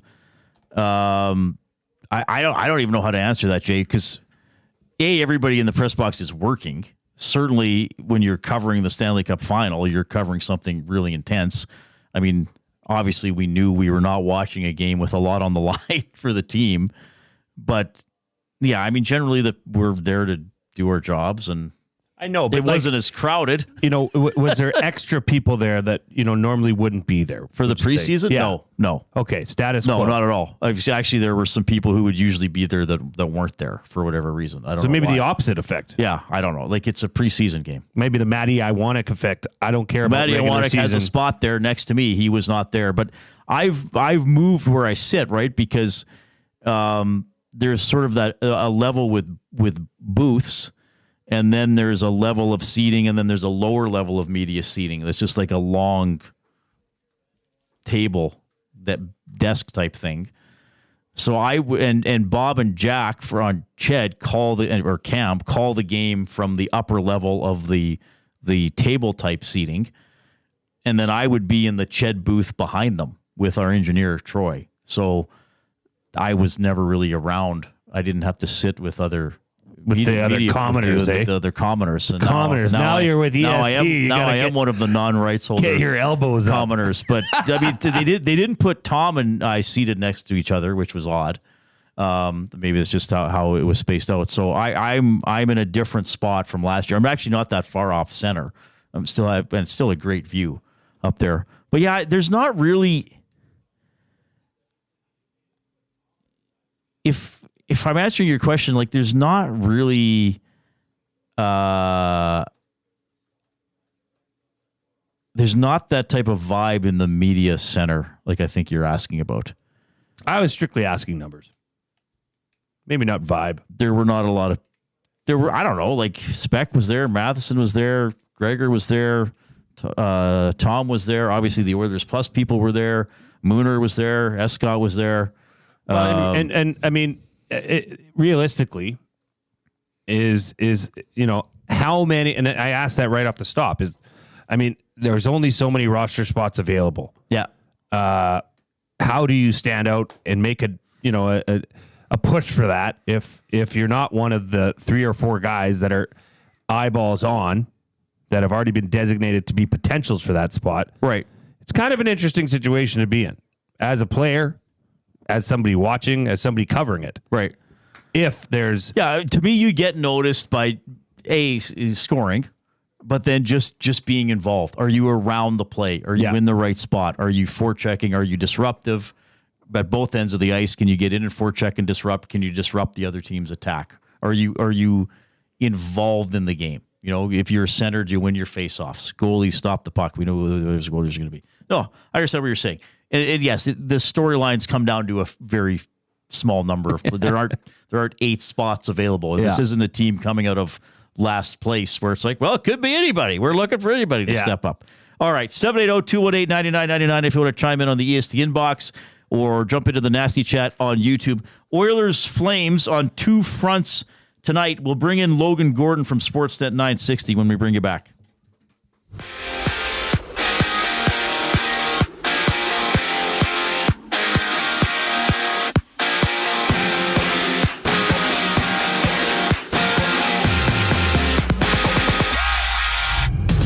The Oilers and Flames play 2 games tonight. Split squad action, half the roster in Calgary while the other half stays here in Edmonton. Puck drop for both games is at 7. And right now, it's the Sabres and Blue Jackets. And right now, the Sabres are up 2-1. Zach Benson scoring for the Sabres as well as Owen Power. After that, it's the Stars and the Avs. LA meeting the Utah HC and the Flyers facing the Canadiens. Flyers-Canadiens goes at 5. Chargers' 5th overall pick, Joe Alt, sprained his MCL in yesterday's game against the Steelers, while his quarterback, Justin Herbert, agitated his ankle injury. Herbert exited the game in a boot, but coach Jim Harbaugh said that Herbert's x-rays earlier today came back negative. And Cleveland Browns defensive end Myles Garrett underwent an MRI this morning on his foot that shows everything is clean. The Browns' next game is this Sunday against the Raiders. And right after the break, Logan Gordon from Sportsnet 960 joins Reid Wilkins and Jay Milne here on Edmonton Sports Talk. I'm Zachary Kubish, and now you're up to date. Get to know the winners, props, plays, parlays, and more with Nielsen and Hustler. Weekday mornings at 11 on The Lock Shop. Only on EdmontonSportsTalk.com. You want the heavy hitters on your team, both on and off the ice.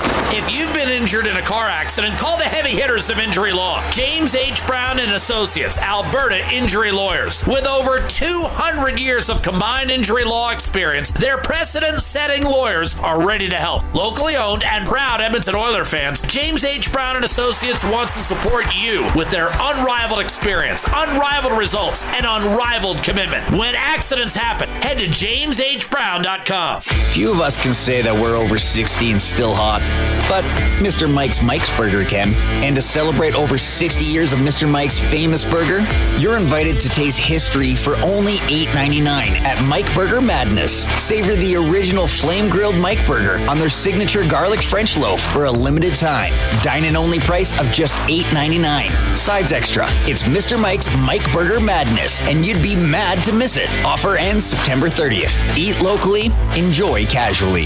GCL Diesel has been serving oil country since 1972. From diesel cars to SUVs to pickups. From farm tractors to school buses to a big rig. From diesel generators to forklifts, GCL can test, troubleshoot, and repair all diesel fuel system components. Whether it's injectors, pumps, turbos, filters, or additive, GCL has the parts you need to keep your diesel running the way it should. For genuine diesel parts at wholesale prices, visit GCL Diesel in the West End or online at GCLDiesel.com. GCL Diesel. Diesel understood.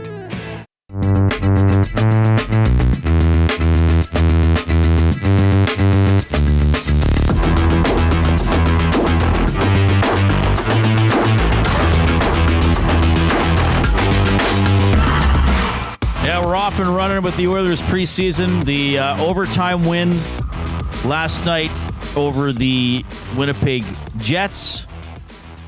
They will be in Winnipeg on Wednesday. Split squad action tonight. So 2 games against the Calgary Flames. McDavid and Draisaitl expected to play here in Edmonton. What will the Battle of Alberta look like this season? What are some storylines for the Flames? To discuss that and more from Sportsnet 960, it's my good buddy Logan Gordon. Logan, you're on with Reid and Jay. How are you doing? I'm great, gents. How are you? I'm doing well. It's great to see you. Thanks for doing this. Look, I want to start, but Jay and I didn't have a show when the Goudreau brother tragedy occurred. Obviously I've seen coverage and all the pictures and video out of Calgary. I'll just sort of maybe leave it to you to sort of describe what the mood has been like there with Flames fans, or if you have a personal story about Johnny. But I wanted to start there with you.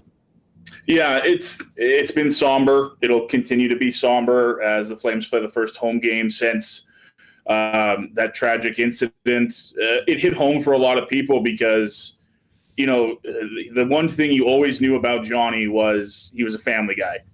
Whenever the Gaudreaus came to town, it was a family affair. They were as much a part of the Sea of Red as anybody in Calgary. Guy, the hockey coach, still coaching Johnny, as much as he possibly could. And Meredith and his family just became part of the hockey culture in Calgary. And, to see them have to go through this with his brother Matt and Johnny, it's been heartbreaking. And I hope that there's some solace that comes from the tributes in Calgary and Columbus and all around the hockey world for that family. But there really isn't anything I could say that makes this any less of a tragedy or anything like that. I think Flames fans came to appreciate maybe the person that Johnny was as a superstar, as a pretty humble guy from not many beginnings, as a big hockey guy who was looked at as a 4th-round project with the small stature he had, coming up to be an NHL superstar.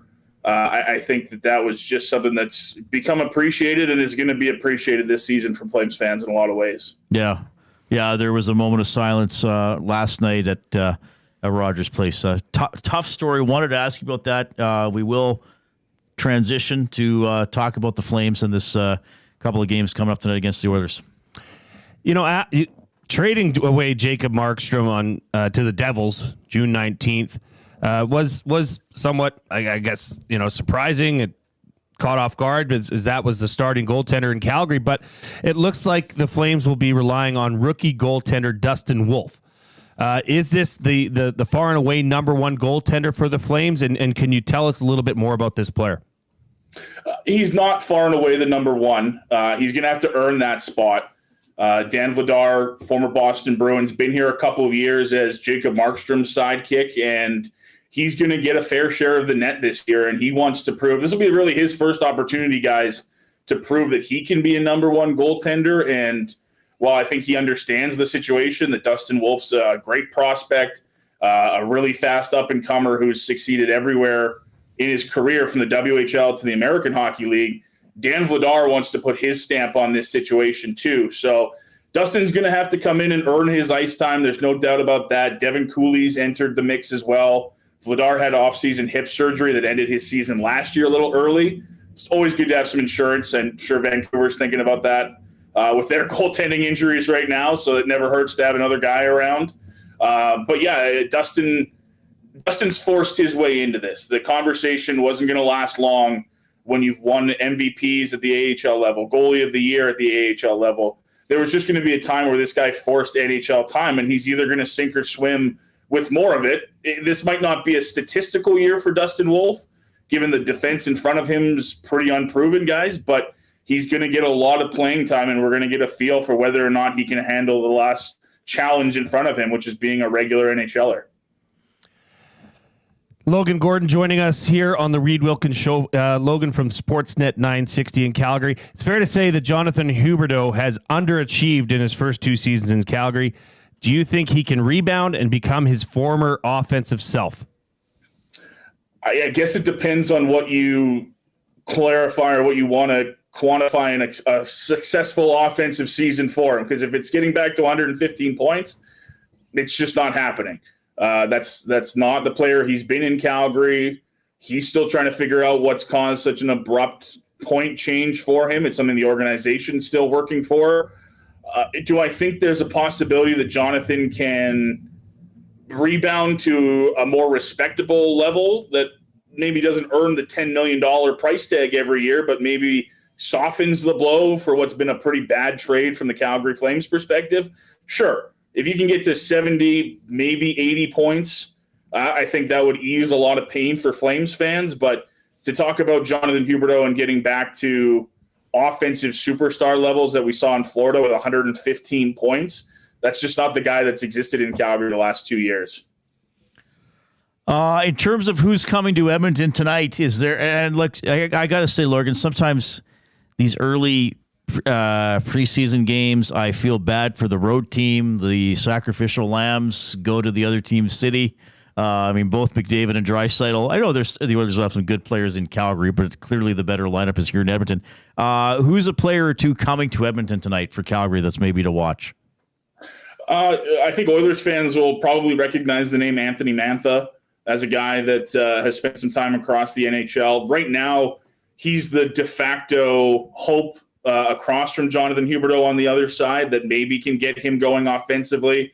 Ryan Huska, the head coach here in Calgary, said to Mantha earlier on in preseason when he came to Calgary, the goal is be somewhere around 300 shots this season. That's a lengthy goal for a guy that's never hit 200 in a season. But the messaging is kind of the point there, that they want Mantha to shoot the puck.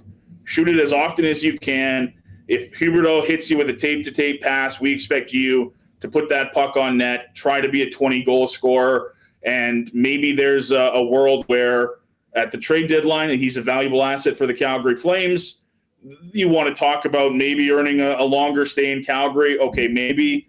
But I would say he's a guy that's going to be put in some pretty favorable positions on a young team here in Calgary. All right, so, and I'm sure we'll have you on again closer to the season or when the regular season starts, and then this is something I'd probably ask you again.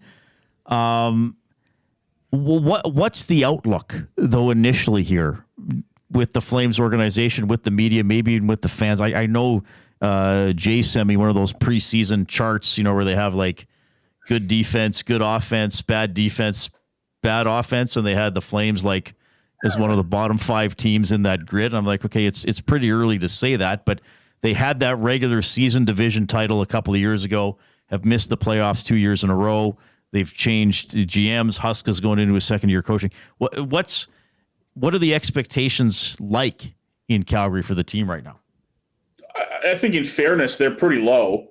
I don't think that maybe the most optimistic outlook in Calgary is maybe this team squeezes for a wild card spot. I have to squint myself to see that. I just don't know where the offensive production comes from for this team. And I think this is a team that also, you have to think, thanks to a trade Brad Treliving made with the Montreal Canadiens, they need to finish bottom 10 guys or they're giving up a pick to Montreal instead of a pick that came in the Florida trade. So not only are expectations pretty muted here in Calgary, and I think fair given the kind of talent that's gone out the door, they're selling optimism, but what else are you going to sell at this point of the year? You don't want the Zane Parek's, the Matt Coronados of the world in Calgary looking doom and gloom for the next 2 to 3 years, but the reality of the situation is it's a rebuild, and it's still early on in that process.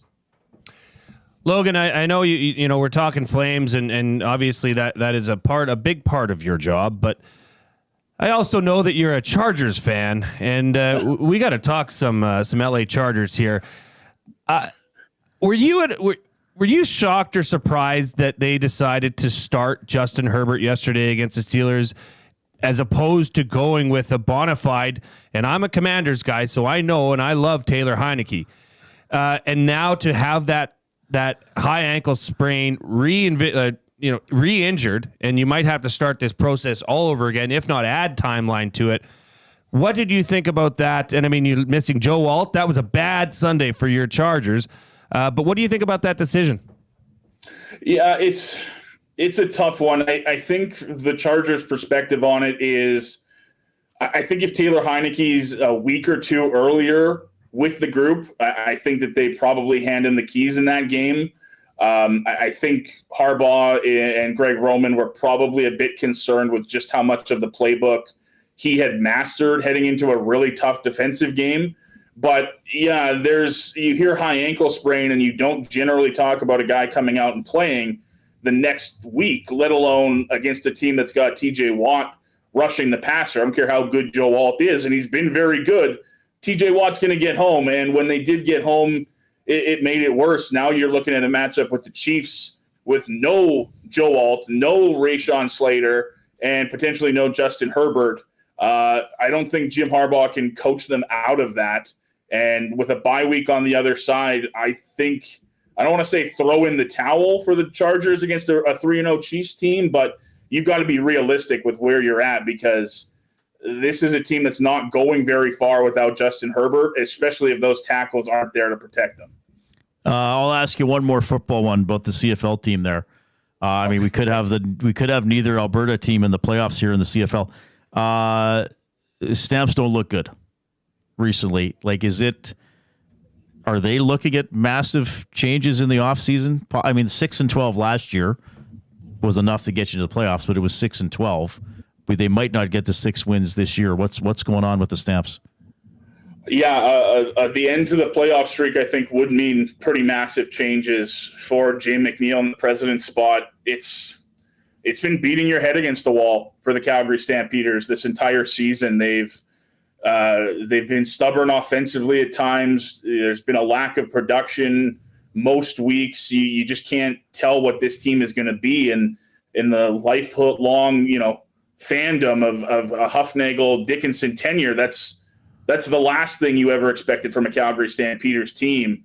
I personally think Dave Dickinson is stretched too thin, holding a GM and head coaching title. I just don't know how you can do that in the CFL and not be stretched too thin. But this has been as bad a CFL season I can remember for the Stampeders. And if at some point Matthew Schultz isn't in to start one of these last 4 games for the Stampeders, I don't know why the hell you signed him.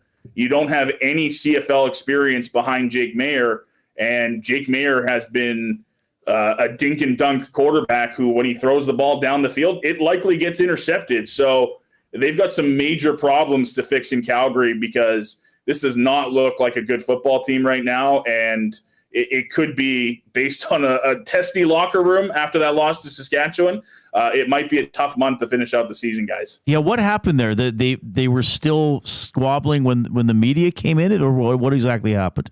Yeah, a couple of guys had a disagreement about something back during the game, and as media were coming in, we're sort of still in that. It wasn't anything physical. It wasn't anything guys in their face or anything. It was a frustrated group still letting grievances air. I'm not sure why exactly that was still going on when people were getting let into the locker room, but like everything with the Stampeders this season, it's been a bit confusing. Right. Okay. Logan, thanks for doing this. I know you probably got to go cover the game in Calgary tonight between the Oilers and the Flames, so thanks for taking the time to hop on. We will talk again. I look forward to being on your show and getting some Atlas pizza, my friend. Sounds great, guys. Have a great day. Enjoy the games. That's Logan Gordon from Sportsnet 960 in Calgary. So whenever I go on with him or with Steinberg, it's always the Atlas Pizza hotline, which I guess is a pizza place in Calgary. So I always joke that part of me going on is that they're having an Atlas Pizza delivered to me in Edmonton, which has never come, by the way. We need a pizza hotline here. That'd be great. We do need a pizza hotline. Yeah. That'd be great. Hey, business at EdmontonSportsTalk.com. There you go. If you want to be involved in the show, let us know.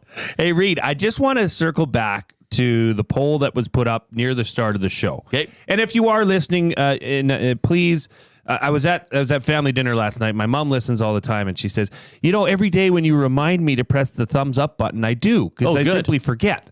So if you are like my mother and you just have simply forgotten to smash that thumbs up, go ahead and do it now. And while you're doing that, go ahead and subscribe to Edmonton Sports Talk so you know when everything's coming on. Definitely do that. Definitely do that. It is currently sitting at 71% Tre Ford, 29% MBT. Did we get any interesting whys before we break?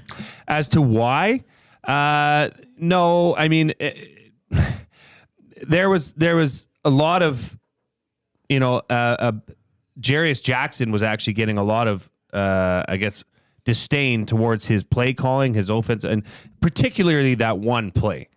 And I had issues with that too on Tre Ford's interception that ultimately deflated that team and led to Winnipeg taking a 17-10 lead. See, here's the thing, and I always say Blake Dermott told me this, and I always remember it too. It's fine to criticize play calling, but you don't always know if the athletes are executing the play as it was called. And I think that's why Jarius seemed frustrated, because it seemed like perhaps he thought Tre Ford wasn't sharply enough executing the plays. Well, there was a way to make that play happen. Tre just rushed the throw, didn't see that linebacker, and put it right in his mitts. I mean, when they call the running play, no one's criticizing the play calling for the running plays. Maybe that's what they do.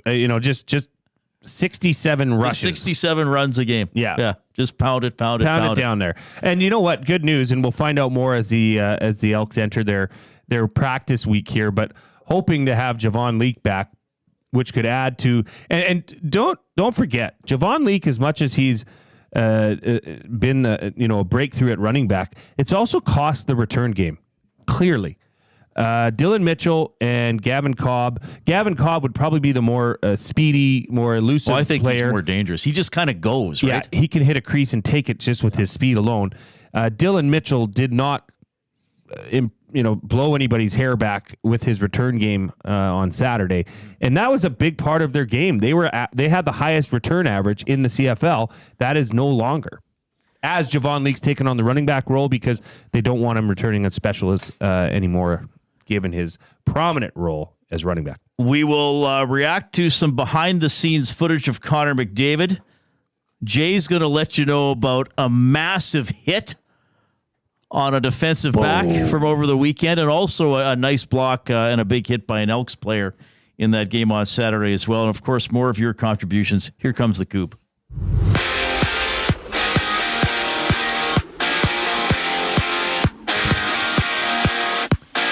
Forward Logan O'Connor. Wow, let me try that again. Forward Logan O'Connor and the Colorado Avalanche have agreed to a 6-year extension. Being an Av his entire career, O'Connor had a career season recording 13 goals and 12 assists in 57 games last season. It's the Oilers and Flames meeting up for 2 games tonight. Split squad action, having half the roster playing Calgary while the other half sticks here in Edmonton. Puck drop for both games is at 7. Right now, it's the Sabres and the Blue Jackets with Buffalo up 3-1. The young guns Zach Benson, Owen Power, and JJ Peterka have all 3 markers for the Sabres. After that, it's the Stars and the Avalanche, LA meeting Utah, and the Flyers facing the Canadiens. Next closest game is the Flyers and Canadiens going at 5. Bengals wide receiver T. Higgins will make his season debut tonight against the Commanders. Higgins missed the first 2 games with a hamstring injury and will be ready for kickoff at 6:15. The second game tonight is the Bills and the Jags. That game starts at 5:30, and make sure to swing by the Century Casino Sports Bar and Lounge, where Lieutenant Eric will be hanging out with some of the nasties, and he'll be there every Monday and Thursday night throughout the entire NFL season. Right after the break, the Reid Wilkins Show continues with Jay Milne, and I'm Zachary Kubish for your Edmonton Sports Talk update. Your brand deserves more than just a whisper, it deserves a buzz. At the Hive Product Marketing, they specialize in promotional products that bring the buzz. From eye-catching giveaways to unforgettable keepsakes, they got the perfect products to make your brand stand out and get noticed. Visit the Hive Product Marketing and let them create the buzz your business deserves. The Hive Product Marketing, the official merch partner of Edmonton Sports Talk. Visit them online at thehiveproductmarketing.com. It's crunch time for your taste buds, because for a limited time, A&W is collaborating with Ruffles to bring you the Ruffles Crunch Teen Burger, your favorite teen burger, and your favorite Ruffles cheddar and sour cream chips, combined into one unique taste sensation. It's grass-fed beef. It's one-of-a-kind ridges and crunch. Try it in all its teen burger glory, or crunch into its equally tasty sidekick, the Ruffles Crunch Buddy Burger, for just $4.99. Try one today at your neighborhood A&W. Hi there. If you're like me, you like to picture yourself in luxury, even though there's absolutely no way you could afford it. And if you can, well, even better. Thankfully, I picture myself in something that is luxury, but still absolutely affordable, like the all-new Mazda CX-90 from Park Mazda. With the new luxury features like facial recognition settings and quilted detail Napa leather seating, I can pretend to be comfortable with all of my proper settings activated without even touching the button, thanks to Mitch Lewicki and the great staff at Park Mazda. I like to picture Mitch Lewicki as a ninja fighting off evil samurai. Park Mazda, your dealer for life in Sherwood Park off Y Road, parkmazda.ca. Since 1952, William Huff has been the heartbeat of Edmonton's advertising world. From humble beginnings to a citywide powerhouse, we've been the go-to for signage from print to design and installation. Partnering with Edmonton's top sports franchises and major events, we've helped shape the city's global reputation. Our secret? Unmatched customer service, decades of experience, and a passion for excellence we call the William Huff Advantage. Visit us online at williamhuff.com.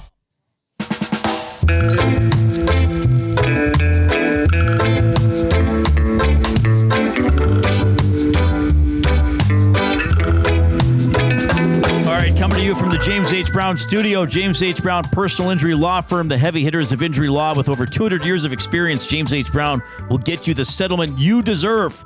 Website, jameshbrown.com. Book your private consultation today. Trent Brown, of course, from James H. Brown, will join us periodically on the show. Double E legend and U of A. What record did you tie or pass of Trent's at the U of A?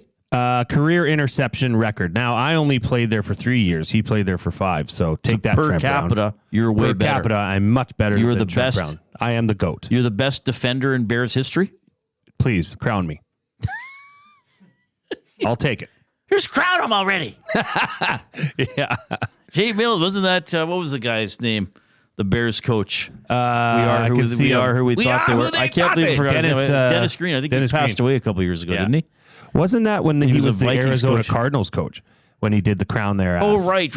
Playing the Bears, right? That's right. Because the Bears were highly thought of, and he also coached the Vikings. And Reid, I always like to mention this because, we have people that have still not found you at your new home here at EST. So Kevin chimes in and says, he's in the nasty chat, says, "Hello, Reid. Good to see you on the air. Deliver us a quality show." Well, we're trying.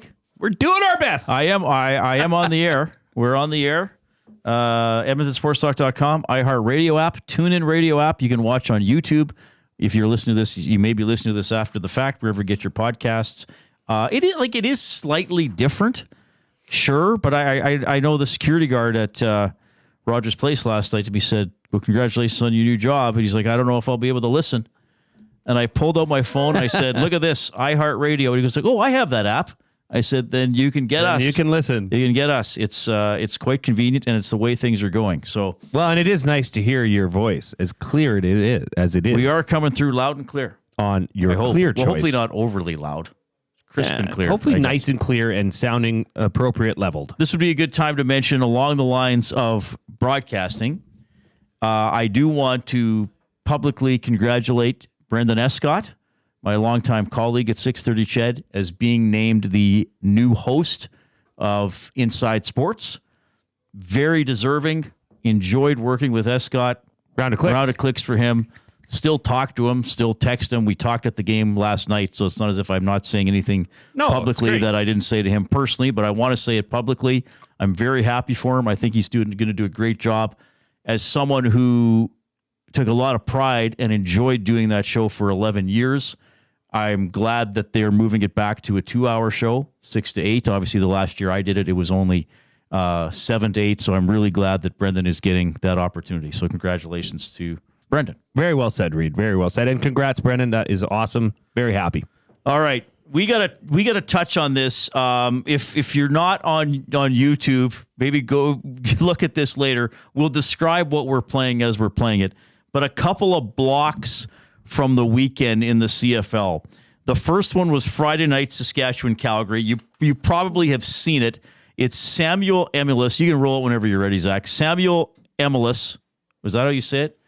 Yeah. Dustin always says it perfectly. Canadian. Hitting DeMario Houston. So a Saskatchewan receiver blocking a Calgary defensive back. So it's a long throw by Saskatchewan down the left sideline. It's caught. The receiver spins, and then Houston, who's pursuing him as a defensive back, is crushed by Emilus. Like, just crushed. Did not see it coming. Gets absolutely leveled on the play. Now, this was a penalty. Yes. 30 years ago, probably, maybe even 15, this wouldn't be a penalty. 10 years ago, that was. Yeah, maybe not even 10. Seriously. And now we're showing some video of one of Rankin's epic runs. This was the one in the third quarter. Like, that started off as a middle run, and now he's down the right sideline. And it just went by. Gavin Cobb crushed a Winnipeg player with a Maybe block. you can call him Gavin Block after that. I think in that one, the Winnipeg defensive back, just roll it again, Zach, as we're talking about it. Roll it 2 or 3 times. You can just keep it going. I think in that one, the defensive back saw Cobb at the last minute, but Cobb still hit him pretty good. Neither one was a headshot. The Cobb block was not penalized. The Emilus one was. And what it's called is, do you have the email ready? I should have had it ready because I sent it to you earlier. It's called a blindside block. Yeah. And this is right out of the rule book. It shall be illegal for any player to deliver a forcible block on opponent while moving back towards their own dead ball line anywhere on the field. So, dead ball line is the line of scrimmage. Or the end zone or whatever. Your own end. Your own end. You can't come back towards your own end and hit a guy. That's why Saskatchewan was penalized. Cobb was running sort of with Rankin and blocked a Winnipeg. Now, there's still rules about, what are they called? The tourist block. You can't deliver a guy in the head, hit a guy in the head. But that's why the Saskatchewan player was penalized and Cobb was not, even though they were both pretty hard on kind of unsuspecting guys. What do you think? And also, were you ever hit that way as a defensive back? Was I ever hit that way? No, not that I can remember. But no, I wasn't. And that was a hit that you don't often see so much on offensive plays like what you're seeing here. That was a play that was more reserved for kickoff return, punt return, where you'd have a guy chasing the returner, looking at the returner, focused on the returner, not seeing the 240-pound behemoth linebacker coming toward him to take his head off. Right. But, here's the thing. That first one that was penalized, okay, that is a penalty under today's rules. That is a penalty that every coach, every offensive coordinator, every coordinator will accept that. Right. Okay? Football's a physical game. You were exuding your physicality on that play. That player's head hit the ground before his feet. That is a macho kind of, hey, we're here to play. Right. I don't care about the penalty. I'm going to try to take your head off. I'm old school. Understand that. I do understand that I probably wouldn't last 5 minutes in a game now the way I was taught to hit in a way that a lot of older, ex-football players were taught to hit. I love seeing physical play. Dustin's call on it too was epic. Yeah, he did a great job. Oh, what a block it was. And there is a penalty flag. So are you, even though you're old school, are you fine with it being a penalty? Yeah, it should be. It's if you're trying to limit player injuries, specifically head injuries, the head injury on that block does not come from the hit. It literally comes from his head bouncing off the turf before his feet. That is something, that's where concussions are caused. It is a penalty, but I will say this: inside the locker room, nobody's doing any extra 50-yard wind sprints for that hit. I'll tell you that. And I was watching the Elks bench, so Cobb stayed on the field for the next play.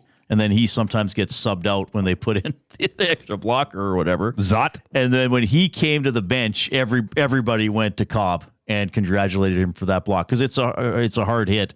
And I guess that is sort of the dichotomy of sports is we don't want the injuries, but we want big hits like that every once in a while. And you're right. If I'm a Saskatchewan player, I'm thinking, hey man, they already had a huge gain. Yeah. I mean, yeah, you don't want to cost yards, I guess, ideally, but if some situations where it's actually okay. And in that situation, if you're MLS, are you not excited that you're actually going to get to drill a guy? Yes. And what else is he supposed to do? I guess he could have just stood there or just stand there. Or stood off to the side and just jammed his shoulder pad or something. You've seen players now throughout the season just literally stand there and put their hands up like, don't even think of throwing this on me. I'm just but someone in his way, the player's way, right? So that the player has to now go around, which will totally change. So the if angle. he doesn't, I mean, look, and Emilus did drive his shoulder into Houston's chest. You think if he doesn't do that, it's fine? Yes. If he just goes up and literally goes like this, puts his hands on the player's chest pad, there is no penalty there. Even if the player, stumbles a bit, you're showing to the referee that you took the high road and decided to not, try and take somebody's head off. Right. But for your teammates and for the sideline, which Saskatchewan sideline was right there. Right. That is a huge shot of energy, a huge jolt of, nastiness that you see and it was a receiver. Right. Right. There's so many good things about this that'll just get the fellas on the sideline fired up. And the rules does say forcible block. I suppose there's subjectivity to that, but it was by the rule. And this is what I always say to people: there's a difference between maybe a call you don't like and a rule you don't like. So the refs did not do anything wrong. No, the refs absolutely enforced the rule. It was a forcible block. But as you're saying, if he just sort of hops into his way or even stands there like he's setting a pick in basketball and just stands still, I don't think they could have penalized him. But then he's putting himself in danger of being run over by a guy who's sprinting to try to chase the receiver. Yeah, it's carrier. Generally you can make it happen without, like I said, turning the guy around like a roller coaster ride. Yeah, but I understand why they've and I think the tourist hit is more. Sometimes an offensive player will drill a defensive player. It's like, okay, I'm chasing you. You're the ball carrier, and I see, my buddy is tackling you, so I'm going to let up. And then an offensive lineman runs in and from the side and drills me. They've got rid of that type of stuff too. Yeah, that's no longer allowed. Clearing the pile. Right. That's what he used to call that. All right. We wanted to show those because those were, I mean, I know it was penalized, but man, oh man, what a hit. We do my top three. Let's do my top three. Let's do it. For Fuge sausages, the best sausages you will ever eat, locally made and packed full of flavor. Order online or visit them in store, 6736 99th Street. Take advantage of their EST discount. 10% off your order by entering online code EST or just mention Edmonton Sports Talk in store. They have free delivery in Edmonton on orders over $100. As Fuge Sausage says, you can't beat our meat. I'm going to do, because we were talking about Ford and MBT, I'm going to do my top three. Do you remember him double E quarterbacks? Now, I did not go past the 90s. I didn't want it, but quarterbacks were names I'm going to say, and you might be like, oh, yeah, he did play for us. Or, what? He played for Edmonton? You're not going to go past. You're not going to go into the 70s and 80s? I'm not going to go into the 70s and 80s because I don't remember all those guys. Okay, if I don't know all these guys, I will be personally disappointed. In yourself. Yeah. I might have to force myself to find where I listed them. To 5 sets of stairs after the show. 5 sets of stairs here on in the our EST building staircase in Mayfield. Okay. So and T-Man, we'll get back to the cosplay stuff. I have do we have some cosplay stuff? Well, we have somebody that was asking about Alpha Flight. Okay, here it is. So excited. T-Man said, Vindicator, the leader of Alpha Flight, the guy in the tights, he says, knocking Wolverine into next week on the cover of X-Men was too cool back then. Oh, nice. He says that comic book is worth big bucks these days. He asked, does Reid have that comic? No. Okay. I have Alpha Flight #1, though. Okay, there you go. I don't think I have any of their X-Men appearances. I'm sorry, everybody. Okay, #1. Kevin Mason. Do you remember Kevin Mason? Sure. I best remember him as a Rough Rider. He was briefly an Esk in 99. Yeah. And I remember this game specifically because I was in Saskatoon. Well, I did my 4-month practicum there, and then I got hired part-time for the month of September. So I was at the Global Studios watching this game in Saskatoon. Everybody's a Rider fan. Both teams were terrible, but Edmonton wound up getting into the playoffs largely because they beat the Riders 3 out of 4 games that year. So they were all like, you guys had to sign Kevin May, because I think Nealon was hurt and somebody else was hurt. Yeah. So it was all like, you guys have to use Kevin Mason. He sucks. Like, he wasn't even good enough for the Riders. Edmonton won the game 41-38. They were up 41-15 after the third. Sask rallied and made it interesting. Kevin Mason's offense, his passing stats, not great. 10 for 17, 130 yards, couple of touchdowns and a pick. Actually, I might have copied the wrong stats, but he didn't have good stats. But he had 13 carries for 116 yards and a touchdown. And I remember after the game, one of the editors there going up to another guy. I don't think he knew I could hear him. And he was, Kevin Mason, can you believe it? So I'll put Kevin Mason, briefly an Esk in 99. I'm not going to go back as far for the other one, but it's kind of a moment that might spark the memory banks for a few people. Do you remember Logan Kilgore? Oh, yeah. Filled in for Harris in 2019. And I'm putting specifically the bloody tongue game. Do you remember that? Yes. So he didn't play a lot. So Edmonton won the game 19-6. Unfortunately, I think that was the game Riley broke his wrist when he got hit on a play. Kilgore got hit by Odell Willis and bit halfway through his tongue. And then remember, post-game, his mouth and his face is all bloody. October 12th, 2019, that was the last win before the 22-game home losing streak as well. So I decided to put Logan Kilgore on there. He'll be kind of a remember him for the Double E. Fun fact, Logan Kilgore is now the offensive quality control coach for the Denver Broncos of the NFL. Yes, that's right. Yeah, he's and I interviewed his sister once. I think she's a sportscaster in Denver or something like that. My final one will be, just because when I brought up this topic, I was sitting next to Hernan Salas, and he just threw this name out there. Ooh. And I was like, what, really? And yes, Chris Vargas. This was the year Kerwin Bell was our quarterback. I say our because the quarterback kind of represents the whole city. You know, it's that type of position.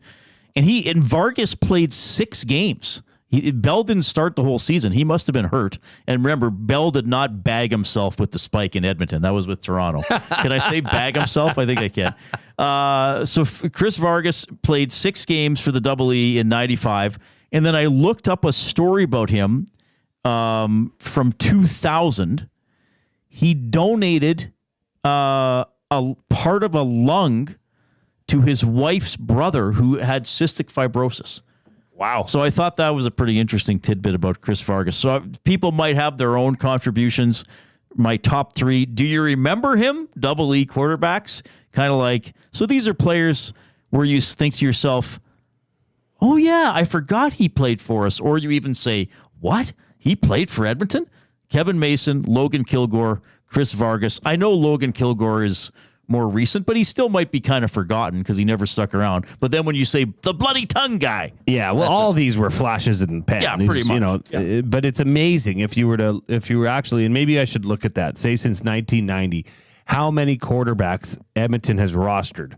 It would probably be an astonishing number. It would have to be over 100. Oh, right? Well, most CFL teams, I would think.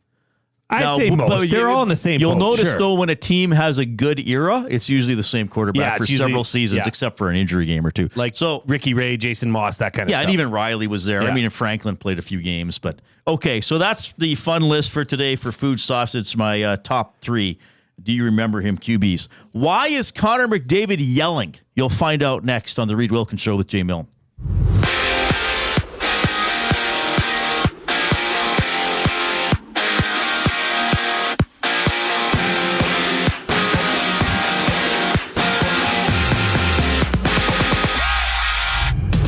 Oilers and Flames meet up tonight for some split squad action. Half the roster plays in Calgary while the other half plays here in Edmonton. Both games go at 7 p.m. And right now it's the Sabres and the Blue Jackets. Buffalo is up 4-1 and Flyers puck drop between the Canadians just happens in a few minutes. Later tonight, we got the Stars and the Avalanche, while LA meets Utah. Both of those games go at 7. Forward Logan O'Connor and the Colorado Avalanche have agreed to a 6-year extension. O'Connor has been a Av his entire career, winning the Cup in 2022. Bengals wide receiver T. Higgins will make his season debut against the Commanders tonight. Higgins missed the first 2 games with a hamstring injury and will be ready for kickoff at 6:15. The second game has the Bills and the Jaguars meeting, with the game going at 5:30. And make sure to swing down by the Century Casino Sports Bar and Lounge to watch the games alongside Lieutenant Eric and some of the other nasties. Lieutenant Eric will be down there every Monday and Thursday night throughout the entire NFL season. Just after the break, the Reid Wilkins Show continues with Jay Milne. I'm Zachary Kubish, and now you're up to date.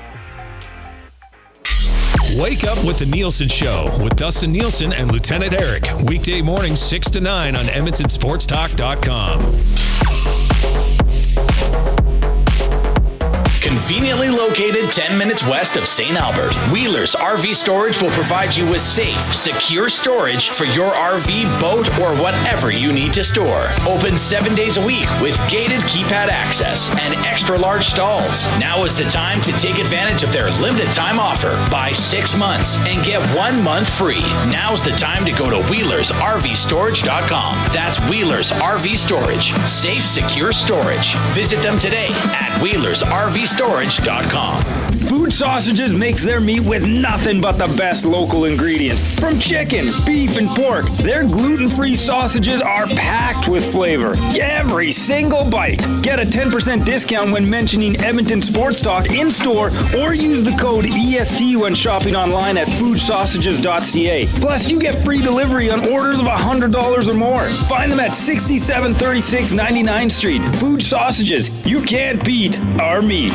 If you've been injured in a car collision, let James H. Brown and Associates, Alberta Injury Lawyers, protect your interests. They'll be there every step of the way to help answer your questions and help you get your life back on track. Trust Alberta's precedent-setting injury lawyers with their unrivaled experience, unrivaled results, and unrivaled commitment. When accidents happen, call James H. Brown and Associates, Alberta Injury Lawyers, 780-428-0088, or go to jameshbrown.com.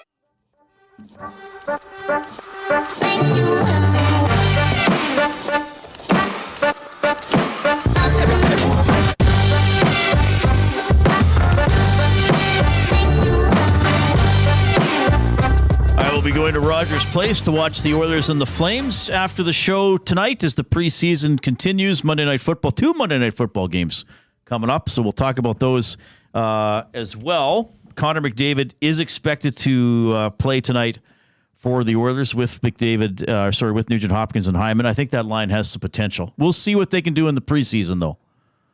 Hopefully they're noticed. So on October 4th, a show is going to debut on Prime. It's called FACEOFF Inside the NHL. There was a trailer that came out, and it includes this bit of audio. That's not good enough. The finals. Dig in right now. That is Connor McDavid. Well, there's also video when you're watching the trailer. So play it again. Play it again, Zach. Yeah. That's not good enough. The finals. Dig in right now. So that's Connor McDavid. Some behind-the-scenes footage. That's not good enough. It's the finals.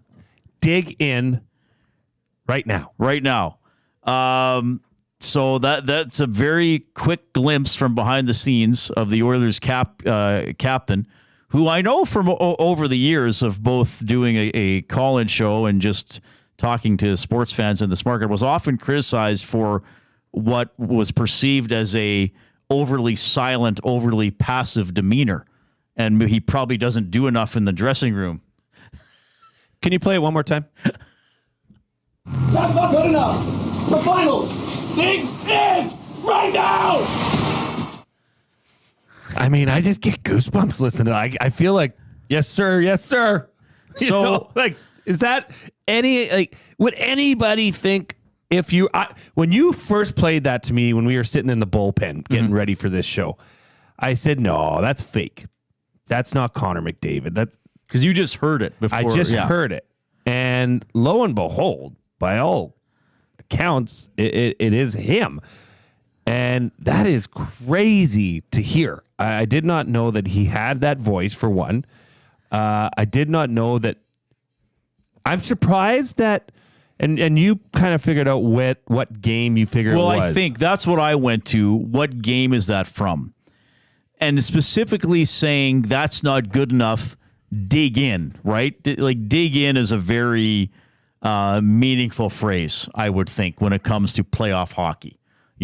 Dig in. Like, let's get physical. You got to be in the trenches. Yeah. You got to take a hit. You got to sacrifice. You got to think about your teammates first. It might hurt to get that puck out the last foot before the blue line. Now, having said that, the Oilers played pretty well in game one. That was the game they outshot. They had 32 shots on goal, and Bobrovsky stole the game, right? It's the first game of the final. I would guess that is from game two, in which, again, the shots in the first game were 32-18 for Edmonton, 12-4 in the first period, 13-8 in the second period, and 7-6 in the third. And the way that looks, and from what we can read from what he says, Jay, I would guess that clip is from an intermission. It wouldn't be after. I don't think it would be after the game. It wouldn't be after the game because there's no sense in saying that after the game. It's done. It's over. At that stage of the playoffs, it's time to move on to the next game. But I must say, I'm surprised to hear that much emotion even in a game. Unless this is something that we just, and it very well could be that we don't have a hot clue, but Connor McDavid is like this most nights, or we don't know. He's capable of saying things like this in intense or close games. I just thought it was odd for your leader of the team to have an outburst like that in front of the team. That was almost as if he had. I mean, I guess you can clearly chalk this up to passion, right, from Connor McDavid. But that's almost losing control too. Well, we don't know if that was an extended rant or if Knoblauch had just said something or another player had said something. Yeah, it's out of context, indeed. Or somebody wasn't intense enough. My guess would be is that's after the second period of game two. And first of all, we saw the Oilers in white. The video with this, we see the Oilers in white. And he says it's the final, so we know the series. Game 5, by then we're deeper into the series, so I don't know if you're saying to your teammates, this is the finals. That's why I'm thinking this is something from earlier in the series. If it's during Game 7, he's going to say, this is Game 7, right? And again, it's not like the Oilers were playing terrible in Game 7. But looking back at the stats, so the Oilers lose Game 1. Again, outshot Florida, outplayed them. Bobrovsky stole that game. And by the way, this was clearly on the road. Yeah, because they're in white. Because they're in white, yes. So I'm thinking this is after the second period of game 2, because now the game was tied 1-1, but the shots on goal were 22-7 for the Panthers. Yes. The Panthers really outplayed Edmonton in game 2. So that's why I'm thinking, at that point, McDavid saying, okay, we lost game 1. Who cares if we played well? We lost game 1. And yeah, maybe we're tied after the second period, but the way the game is going and the way it turned out to go was we're going to be down 2-0 here with maybe only scoring 1 goal in 2 games, which is what happened. So that's why I'm guessing, somewhat hopefully educated guess, is that was after the second period of game 2. So you thought it was a little excessive, eh? I mean, there's a rhyme for to every reason, right? And that was, I guess, the probably the tipping point for him to say, this is it. We're here. We're at the pinnacle of our sport. This is the highest you can go in hockey, say, at least in NHL hockey. We're here. So that, yeah, I definitely sense frustration. And maybe it's something to be said, wow, holy smokes, guys. Because I really don't think that's Connor McDavid on the regular. I think he's a lot more reserved than that. But to see him that passionate and that almost angered from his team's play, if that does, I mean, listening to it, I literally get goosebumps. Zach, play it again. Play it one more time. That's not good enough. The finals. Dig in right now. Oh, I'm literally getting goosebumps because that is somebody that wants it so bad, and he's trying to drag that team along, which was getting brutally beat down in that game. And I think you've nailed it as to what part of the game. Adam chimes in the ESPN box. As passionate and an outburst as McDavid sounds, he's also correct. It wasn't good enough. It was the finals, and the Oilers did not win. The Wolf says, love seeing the passion and the anger from the captain. Easy E. They weren't playing good enough. It's the finals. Get mad. And our very own Joaquin Gage said, Dusty said that to me and Hernan today during our show. Zach, can you play that clip again just for Joaquin's sake? That's not good enough. The finals. Dig in right now. I'm not sure what finals Joaquin is covering at the moment, but I don't think he's. First of all, I do think he's way more vocal behind the scenes. Sure he is. In a lot of different ways, probably encouraging guys as well. Look, people always ask me, what's Connor McDavid like? I don't know. I cover the team as a professional broadcaster.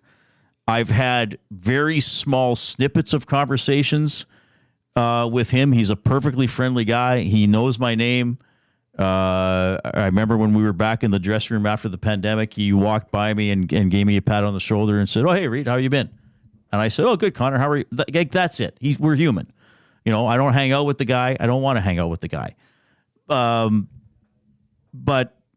you know, when people are, what's it like to talk to him? Well, I don't know. That's like 0.0000001% of his existence is an exchange in a media scrum with a bunch of people. And then even then the stuff that gets played on radio and TV, it's a small thing. So when people are like, oh, he's not talkative, he's so understated, I get it. But I think there's a lot of passion behind the scenes. And I know I've been told from people who have played with him that he's also a very caring individual, that he wants everybody to feel like they're part of the team. He knows he's the star. Everybody knows he's the star, but he wants the Vinny Desharnais and Matthias Janmarks of the world to feel important, that he's very much like that. And we also know he's extremely driven. So I think he's also intelligent enough to know that an outburst like that, you have to pick your spots. It's like the coaches, Joel Quenneville, when he was coaching the Hawks, he said, I can lose my crap on the team maybe 4 times a year. Probably 3 is better because they will tune it out. So if you're always yelling like that, there might be a bit of a tune-out factor, even if you're Connor McDavid with your teammates. But if I'm correct, and that's after game 2 of the final, when they're getting pummeled and they're on the verge of going down 2-0, I'm fine with it. That's the time to do it. And that's why I think this is an isolated event. Because, like you said, if you're doing that every day or every so often, it's like the coach that yells. Right. That gets old. That's why we were talking about Knoblauch last week. His calm, cool perspective is probably a relief. And it probably grabs people's attention more than you would think. But yeah, that was, at the end of the day, I think that's pretty cool. I think that's pretty cool that the Oilers captain freaked out like that on his team. I mean, that is somebody that's trying to lead them and pull them and drag them to a Stanley Cup championship. And you know, did it work in that game? No, it didn't. I mean, they didn't win a game until game 4. But if you're the leader, you could probably feel like you have to do something. And yes, it's the final. They know it's the final. And that, you know, and I do think saying the words "dig in" are significant, because maybe that was a buzzword in the dressing room, or maybe that was something they say on the bench, like, "Hey guys, got to dig in here." But for him to yell it like that, like, dig in. We can't just keep saying it to each other. Are you going to actually go out there and enact it? You know, are you going to block the shot? Are you going to, you know, take an elbow to win a puck battle or whatever? To me, that was a really significant phrase we saw there. But shows like this is what they're there for, right? To give a little glimpse we saw it. I know Oilers fans got mad at me when we had the Panthers play-by-play guy on, and they probably won't like the reminder about this. But remember the video that came out a few weeks ago of Hyman's speech after losing and saying, I believe we're going to be back here. Everybody come back. We got the team to do it. Things like that add a little flavor to the game, I think, and gives you a glimpse into what these athletes are like behind the scenes in a sport where a lot of the athletes are criticized for not showing a lot of personality and always trying to be exactly like everybody else. Well, and it's funny that this is coming out after we just spoke about that. And I know it's been in the making for a while, but I think this is going to do wonders for the NHL and wonders for a lot of these players, because whether or not they realize it, there's value in comfort. There's value in knowing the player a little bit more. If you get to know a player more, that player becomes more of a valuable asset. Right. And I'm not talking to me and you. I'm talking in the terms of sponsorship dollars and likability, which is a win-win for everyone. Because, I mean, you want to know what... I mean, I've talked about that receiver documentary on Netflix and how you don't know how normal and likable a lot of these players are, because you see almost an alter ego. I believe it was Justin Jefferson that said, that star receiver for the Minnesota Vikings, that said Justin Jefferson off the field and Justin Jefferson it's his alter ego on the field. Right. He goes into character and it's not really him. And it's fascinating to see and wonder how many of these professional athletes go through that and have to flip a switch on and turn into somebody that they're not. Right. To get to that level of compete, that level of desire, and digging in. Well, what does that mean? It mean, that's focus. Get tougher, be harder. And to see that side of things is pretty dang cool. So I just got a message from somebody saying, how do you know McDavid didn't just do that for the promo? Okay, I just want to clarify. This was a video trailer for a TV show. It's about a 5-second shot, almost through a curtain, because like into the dressing room, and then Oilers trainer closes the curtain. You see McDavid in the middle of the dressing room, sweaty in his uniform, yelling this out. It's a clip from the trailer. It is not staged. This is a series coming out called FACEOFF inside the NHL. It's behind the scenes interviews and clips and stuff like that with players, showing you stuff you don't usually see or hear. And for the record, just to be clear, every one of those players that would have been filmed in that video or in that series would have signed off on every detail. That's part of playing in the NHL, yeah. Right? They would have said, yes, I'm okay with you using that. If Connor McDavid wanted that to be hidden or kept off this documentary, it would have been. So that is real. That is passionate. And this isn't some like pirated footage or how did this get out? This is an NHL. Contrary to what I believed originally. This is an NHL / Amazon Prime produced video. I mean, it's like a Hard Knocks style thing, I guess. Or what's the F1 show called? Yeah, it's like any of these documentaries. Version, yeah. Yeah, the receiver, quarterback that gets you into the off-field side and what they go through other than what you see on that rink. And I'm guessing that camera crew, when they got that, they said to themselves, we just got gold. Well, we don't know how much they got. We don't know what's before that. This was a minute 45-second trailer. I mean, there's Keith Tkachuk. There's what did we see at the end? Nylander being asked, like, so you think you're a big time player or something like that, and he's just like, yeah, I think I can handle pressure. Yeah, it was like your GCL oil understood, where you take the dramatic pause. That was William Nylander doing that for the camera. Yeah. But I think that's a hell of a way to promo it. In the business, though, I was just going to say, I believe this is called a teaser. Yeah. And boy, did they tease.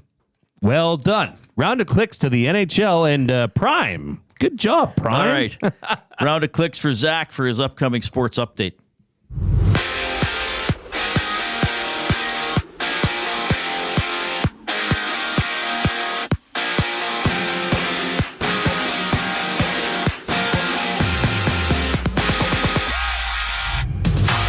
The Flames and the Oilers meet twice tonight for some split squad action. McDavid and Draisaitl suit up in E-Town while some of the other Oilers play down in Calgary. Puck drop for both games goes at 7, and right now it's the Sabres and Blue Jackets with Buffalo up 6-1.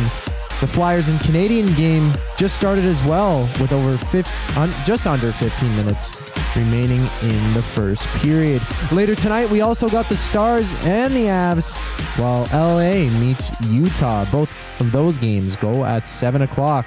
And it was forward Logan O'Connor and the Colorado Avalanche agreeing to terms on a 6-year extension worth $2.5 million AAV. O'Connor had a career year last season, recording 13 goals and 12 assists in 57 games for the club. Chargers safety Derwin James Jr. has been suspended 1 game due to repeated violations of playing rules intended to protect the health and safety of players. James Jr. had 1 sack last game and 21 tackles so far this season for the Chargers.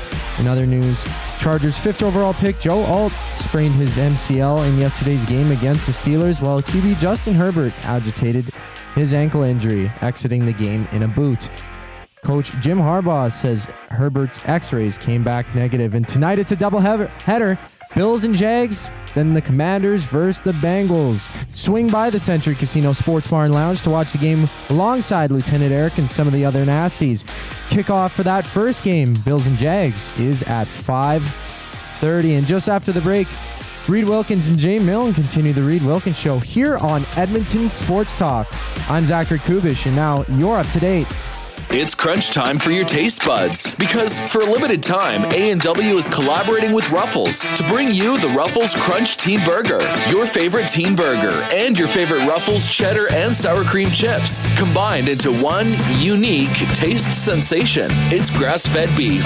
It's one-of-a-kind ridges and crunch. Try it in all its teen burger glory, or crunch into its equally tasty sidekick, the Ruffles Crunch Buddy Burger, for just $4.99. Try one today at your neighborhood A&W. Come get your game on at The Ranch. The Ranch lets it all hang out with a championship caliber design, premier conditions, and above all, a fun laid-back experience. Get top-notch service and unmatched value every time you play at The Ranch. Think you have what it takes to go low? The best value for your golfing buck is always The Ranch. The Ranch Golf and Country Club. 10, 50, 100, and 200 round packs on sale. TheRanchGolf.com.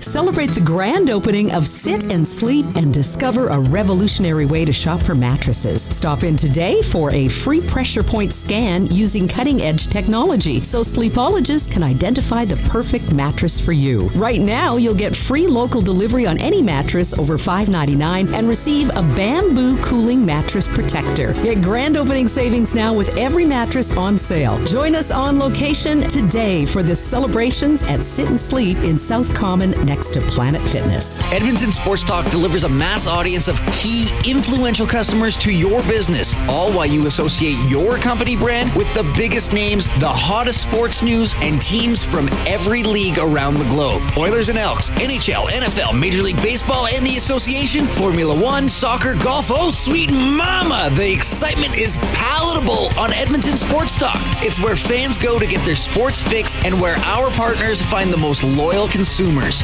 Contact us today and see how our team on Edmonton Sports Talk can score the biggest goals for your business. With various advertising options available, email business@edmontonsportstalk.com or head to our website and send a message at edmontonsportstalk.com.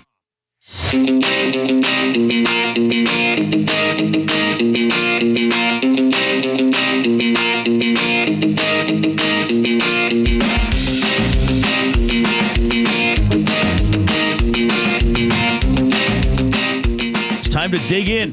This is Monday afternoon, September 23rd. Right now. Norman at Combine, thanks for listening, Norm. He's in on the EST inbox. He says, boys, when I put that welding hat on, a switch is flipped and I become a complete a-hole. Otherwise, I'm just a dick.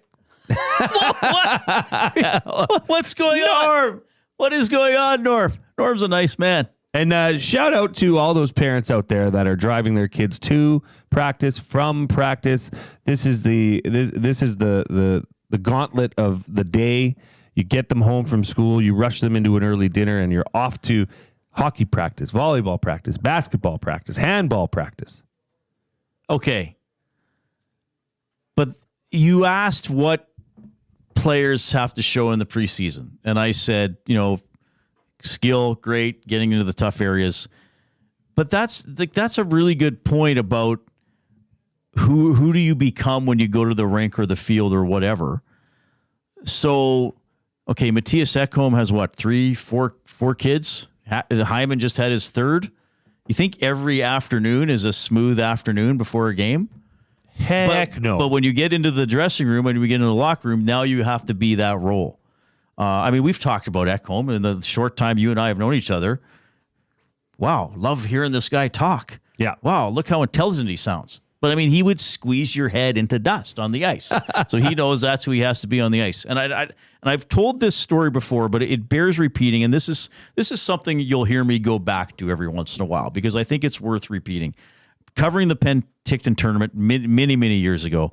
I won't say the guy's name. He didn't wind up making the NHL, but I don't. I'm not saying this to embarrass him. But Jerry Fleming was the coach of the Condors.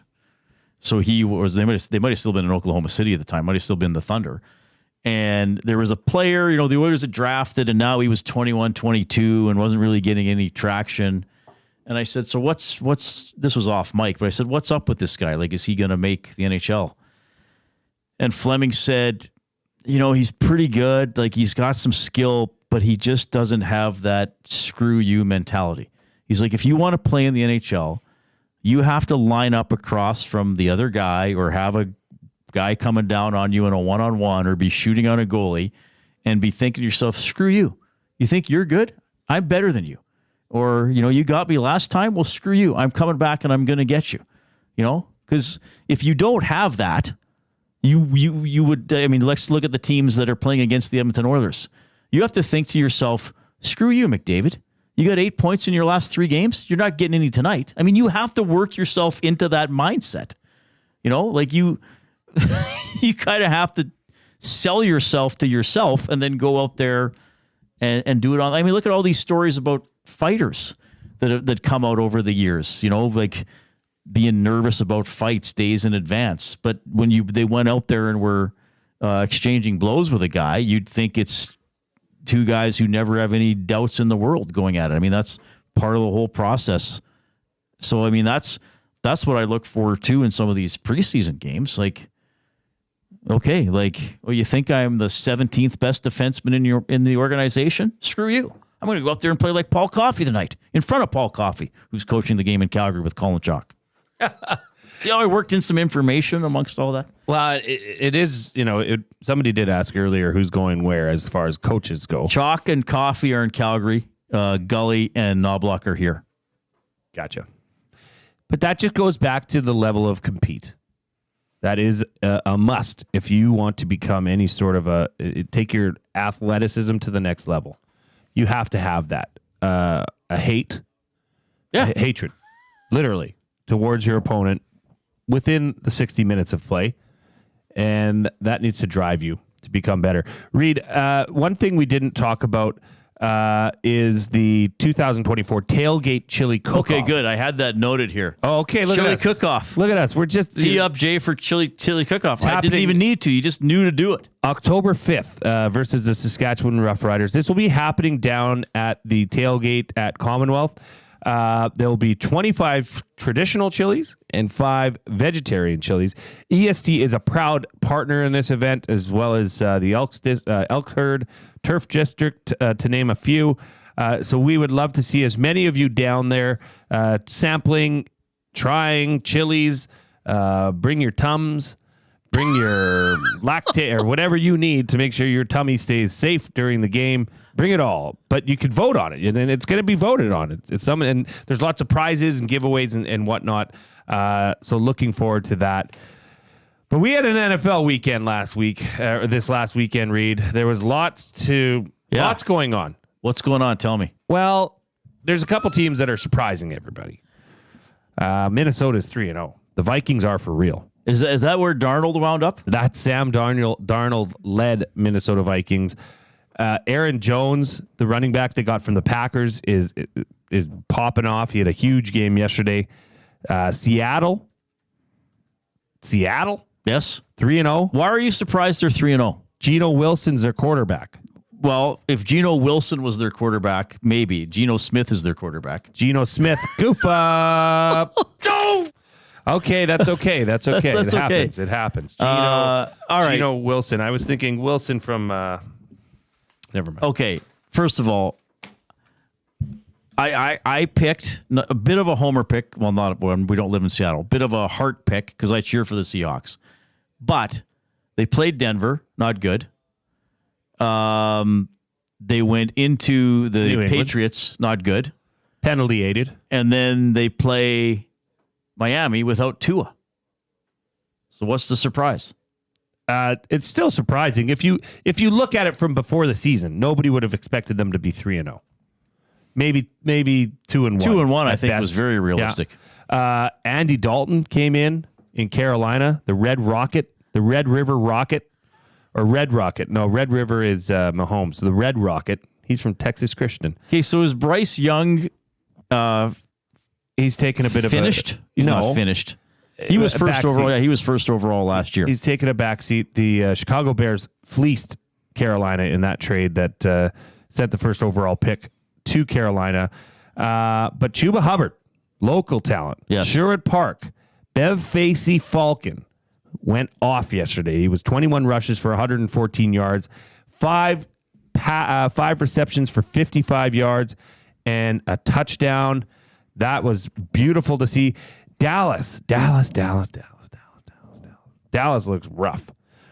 In their last two games, their defense has allowed 888 yards combined and 72 points in losses to the Saints and Ravens.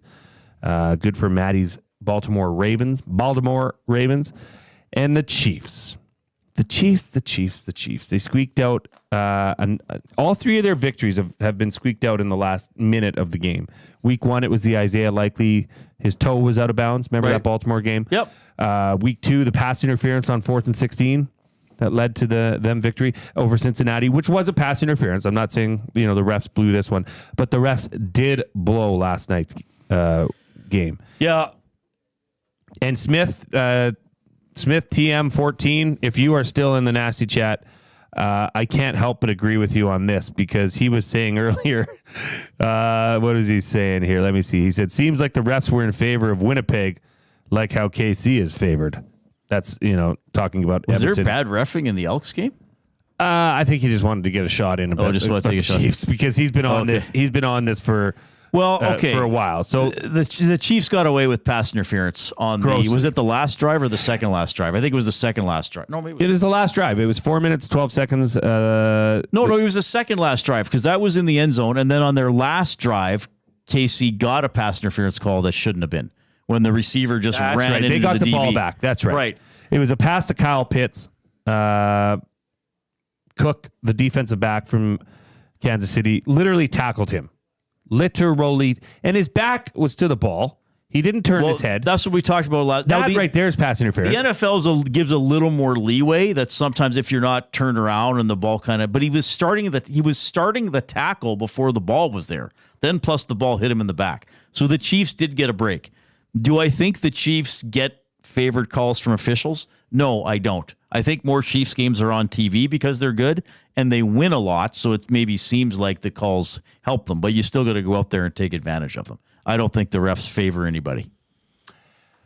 I don't think they do, but that is one that reffing crew simply cannot miss. That's a terrible call. That is and I mean, it's not like, as a ref, you'd never say that the game gets more serious as the time, ticks off the clock, but yeah, it kind of does. And that was a big part of the game. That would have set up a 1st and goal for Atlanta. Yes. To take who inevitably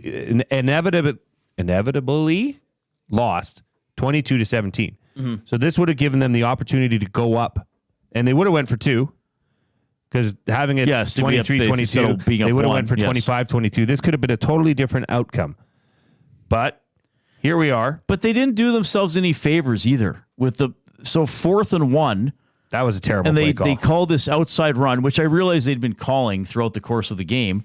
But when they lined up, Kansas City had them outnumbered on the line of scrimmage. Yeah. Flat out outnumbered. Yeah. And they have a kill on that. They can audible to something else. And Kirk Cousins just went and handed it off to Bijan Robinson, and he got tackled for a loss of, I believe, 4. Is Cousins a good quarterback? Cousins is a serviceable quarterback. Yes. Yeah. Which means he's good. Yeah, serviceable. He's good. He's not great. I think the greats have the ability to do more than just pass, and the greats have a way to win that game yesterday. Right. He had 2 knocks at it, 2 chances at it. Right. And you could But say the drive in Philly was epic, though. Yeah. On Monday night. Yeah. Speaking of Philly, that was a battle.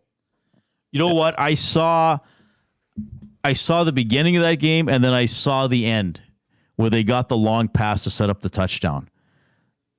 So then the 2 Saints defenders flat out ran into each other, talking about a forcible block, but it was on your teammate, so it's not a penalty. So when the offense are running crossers like that, yes, is there a receiver who he's not so much supposed to get open? He's supposed to try to find a way to get 2 defenders to pick each other, basically. Yes.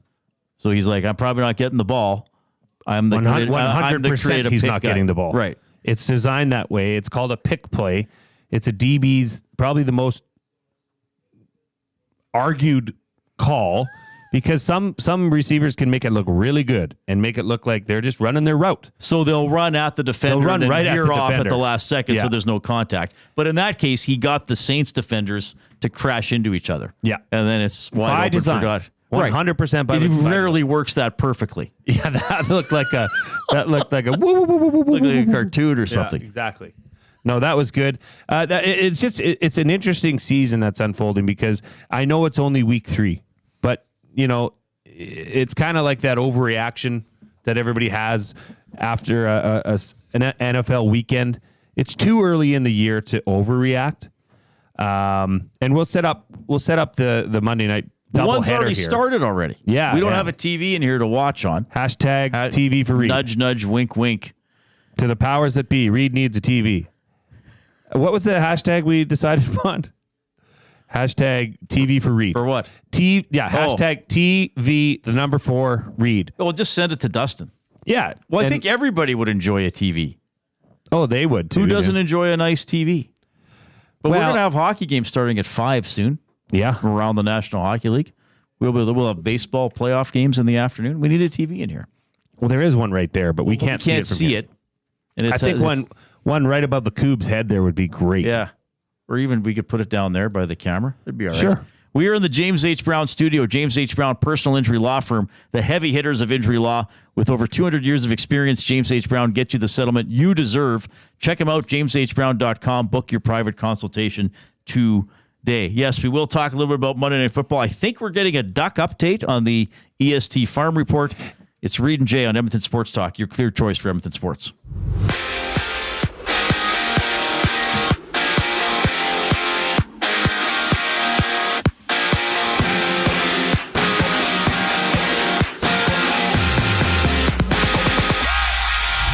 It's the Flames and the Oilers for some preseason split squad action. One game in Calgary, the other in Edmonton, with both starting at 7 o'clock.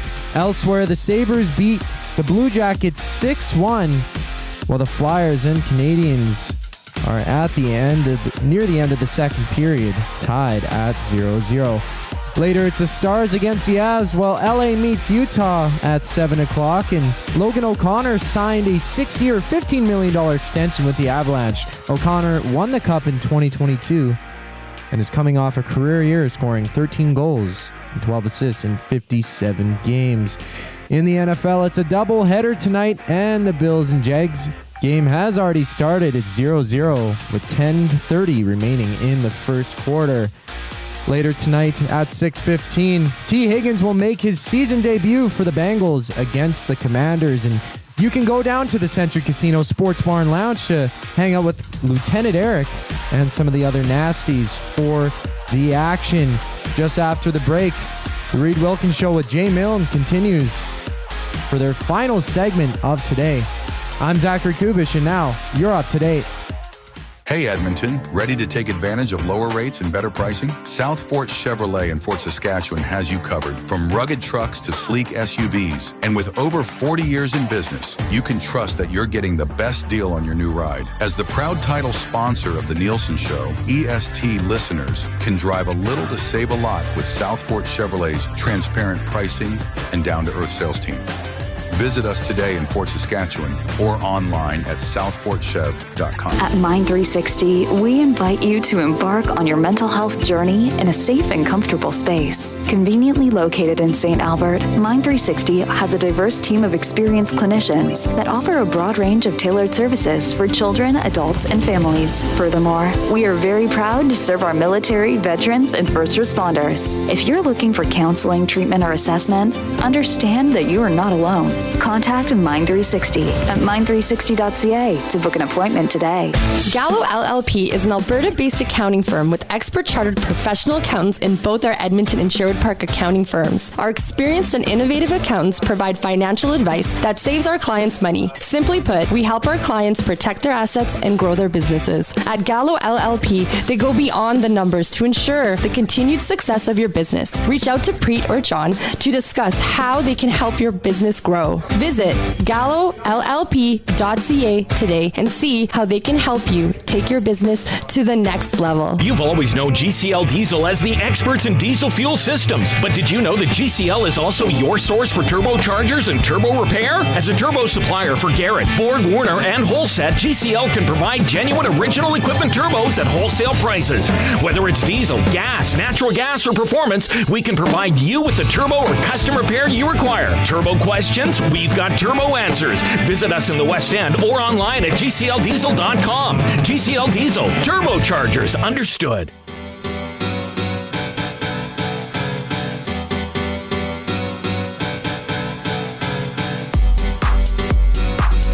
All right. Golden Bears won, by the way, on Friday. Much needed win for them. 30-6 smashing of the Regina Rams. Who were 2-1. 2-1 heading into that. Now the Bears are 2-1. 2-2. 2-2. You're so excited that they won. Goof up. 30-6 over Regina. Matthew Peterson, star running back, 10 carries for 116 yards. Eli Hetlinger, who we had on the show the day of the game, 15 for 22 for 141 yards and a touchdown. Didn't affect him. And Clearly. they are at Sask on Friday. Your favorite team to play. Oddly enough, the star of the show, the star of the evening at that game down at Foot Field was the halftime drone show, which, you know what? We'll have to find footage of it. Maybe I'll ask Doug McLean if he can somehow get some, or you could ask Connor Hood to get some footage. It was amazing. So they replayed the drone show at the end of the game on the broadcast. I couldn't believe it. There must have been 1,000 drones involved. And I mean, they're spelling out "Go Bears, go Bears, go" in like flashing above the field at Foot Field. I've never seen a drone show. So did for me, did U of A students do it? I would should imagine we should have on the people who put together the drone show, especially Yes. if it's U of A athletes. Yes, it wouldn't have been athletes. Or not athletes. I don't mean to say it like that. I don't. It Well, no, wasn't the they're athletes busy playing in playing. the game. They're busy playing. I know you weren't putting down the intelligence of athletes. Yeah, it was the nerds and geeks over at the science building. Not the jocks who don't know how the computers work. Yeah, they're. Yeah, no, it was not the. It was just hammering blindly at the keyboard. Yeah. Me type now, then intercept ball. Beat Trent Brown. You know. So Bears win. That was good. If you're looking for something to watch that this week, you know, especially during the Tuesday, Wednesday, that's kind of the doldrum of the week until the NHL season gets in here. Give the WNBA playoffs a shot. I really encourage you to do that. These games are fast-paced. The shooting percentage is amazing. And if you haven't watched a WNBA game yet, do it. Because you will be surprised at the level of compete and just the level of basketball. I actually like watching the WNBA better than I would the NBA. The NBA has turned into a league that is driven by outside shooting and poor shooting. Well, not poor shooting. Well, there's a lot of outside shooting. It's because the amount of shots that are put up, maybe I shouldn't say poor shooting, but I should say poor defense. Defense is a lost art in the NBA. There's much less inside play now in the NBA. But you go to the WNBA, and do you remember the old San Antonio Spurs team with Tony Parker, Robinson, and Duncan? Duncan, it would have been, and then Robinson was already gone. Manu Ginobili. Do you remember they used to pass the ball around like the Harlem Globetrotters, and they would make teams look silly, and they'd pass you into submission, and then they'd have an open layup. That's what the WNBA is. So they're now in the playoffs. That's why I'm saying this. The first round is best of 3 series. Okay. So, and then the semifinals go to a best of 5 series, which I don't mind this. And then the finals are also a best of 5. So do you have a team or a player? Does somebody in your house follow this with you? I mean, we're going to watch the Indiana Fever because of Caitlin Clark. She won Rookie of the Year, right? She should win Rookie of the Year. I'm not sure if that was crowned or not. Okay. But they had a game 1 loss to the Connecticut Sun, 93-69. Caitlin Clark is changing the game of women's basketball. So how has she changed it? How has she changed it? Yes. Her shooting, the way that she came into it, okay? Right. The way that she ended off her career at Iowa as one of the top NCAA women's basketball players. Right. Ever to be known. So a lot of pressure, okay? What she's done for the WNBA is fill stadiums, fill arenas of what used to be, $8,000-9,000 or 9,000 fans. These stadiums that Caitlin Clark goes to are full. The NBA is on the rise because of storylines like Caitlin Clark. Angel Reese has her hands in this too. She was also a top draft pick. There's so much more attention now given to the NCAA women's Sweet 16 tournament, right? That it's now starting to trend upwards towards the WNBA. Caitlin Clark was the first rookie to ever get a double-double. I think the first rookie in WNBA history to get a double-double. She did it twice. She's changing the game. She's shooting from outside. She's shooting what you could say is Steph Curry-like shots. Okay, but she's just... So you're saying she's just better at it than anybody else has been in the WNBA? I mean, okay, but I think there's also a lot of talk about her from the other side in the U.S. of trying to downplay the success of Caitlin Clark. There's a lot of hate towards Caitlin Clark, and honestly, a lot of that is racially driven. Mm-hmm. A lot of it is jealousy. And I mean, if you have Charles Barkley that's standing and sitting, on national television on ESPN saying that this is jealousy towards Caitlin Clark, all this hate she gets, because she's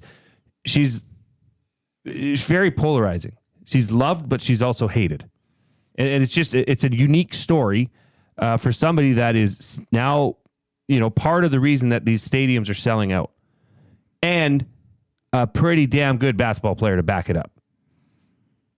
She has been named Rookie of the Year in the WNBA. I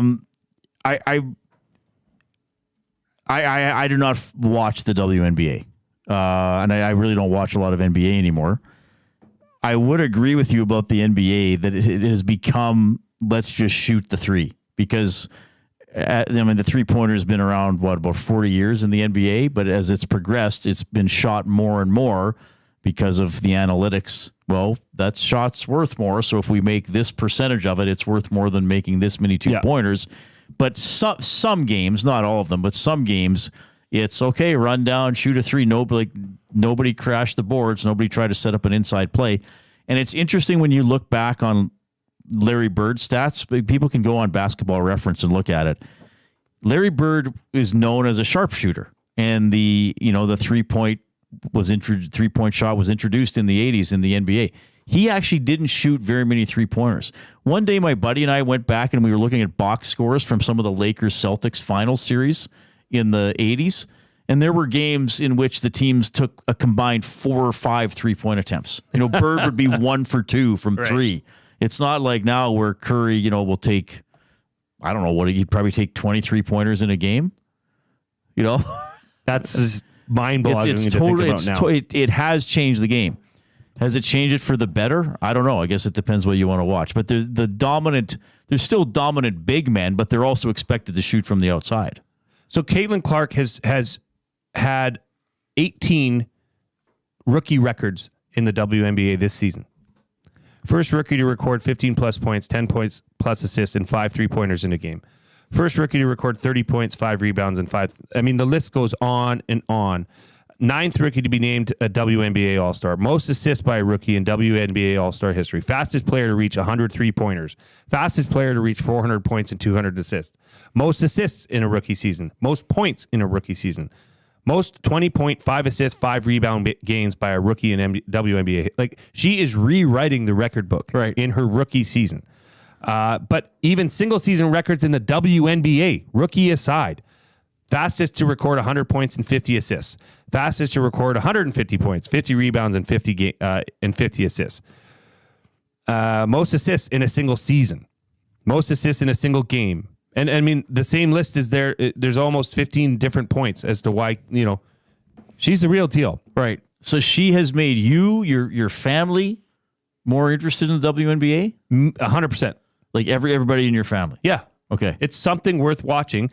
And the product, though, is awesome.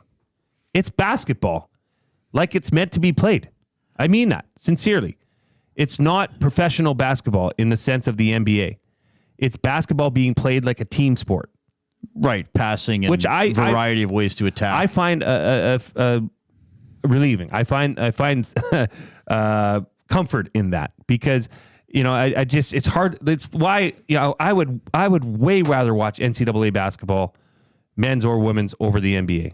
The NBA has just turned into a shootout with hardly any defense. It's boring. It is. The product is diminished 100%. All right. Well, I haven't watched enough. I'll usually watch stuff. Well, then the challenge goes to you, Riedrich. I guess. I don't know. I'm probably not going to watch the WNBA playoffs. I doubt I'm going to jump in this week and all of a sudden follow it and care. You might. What if you do? What if you come in with a Connecticut Sun jersey tomorrow that you bought off Amazon? That would not happen. And you know what? They're doing it right. They had games last night. Game 1 of the WNBA playoffs was last night. Right. Game 2, not tonight. Do you know why? Because there's NFL on, and NFL is king. Game 3s go to Tuesday, or Game 2 goes to Tuesday, Game 3 Wednesday, if necessary. That's it. That's an organization and a sport that gets it. Well, but nobody's really taking on Monday Night Football if they can help it. Well, the NHL does every week. Yes, but Monday's usually a lighter day in the NHL. Sure. Usually. But it's something to note. It's something to note. All right. So your team is who? Indiana Fever? Yeah, sure. So that's who Caitlin Clark plays for. Yeah. All right. Well, she's and I do agree that there's obviously some jealousy of her. But yeah, I don't know. I probably will not watch it. I'm sorry. I have enough other things in my brain, like Alpha Flight characters. Sherwood Sheldon in Texas says, agree. Saw the Fever and Connecticut play in Dallas. They're up against a good team, and they didn't play well game. The first game, they will need to play better in game 2, or it's over. The amount of comments that are coming in would suggest that people do care about the WNBA as well. Oh no, I'm not suggesting they don't care about it. I'm not saying you did. Yeah. You said that. It's nice. It's relieving to see and hear and realize that people are seeing that there's other sporting options. Right. And especially with I'll say it. I am biased. I am a father of 3. I'm married to a woman. Mm-hmm. I would love my daughters to have the ability to watch somebody that they can grow up and aspire to be like. Yes. In a basketball sense, or I want to be like Mike. Well, now there's girls that they're growing up that want to be like Caitlin. Right. Well, I totally agree. I totally agree with the value of that. And it's good to have yes. those positive role models and throughout the WNBA. I'm not just saying Caitlin Clark is the reason that. It's the reason eyes are now on the WNBA. The WNBA has been a great product for a long time, but there's so much more eyes on it now. Right. Well, the timing worked out so well, right? Because she breaks what was it, Pistol Pete's record for most points by any NCAA player, man or woman, and then the draft's right after that, and then the season's right after that. Yeah. And yes, they may be somewhat up against the NFL, but their playoffs are now, so they're not up. So they'll be, I guess they'll compete with the baseball playoffs a bit.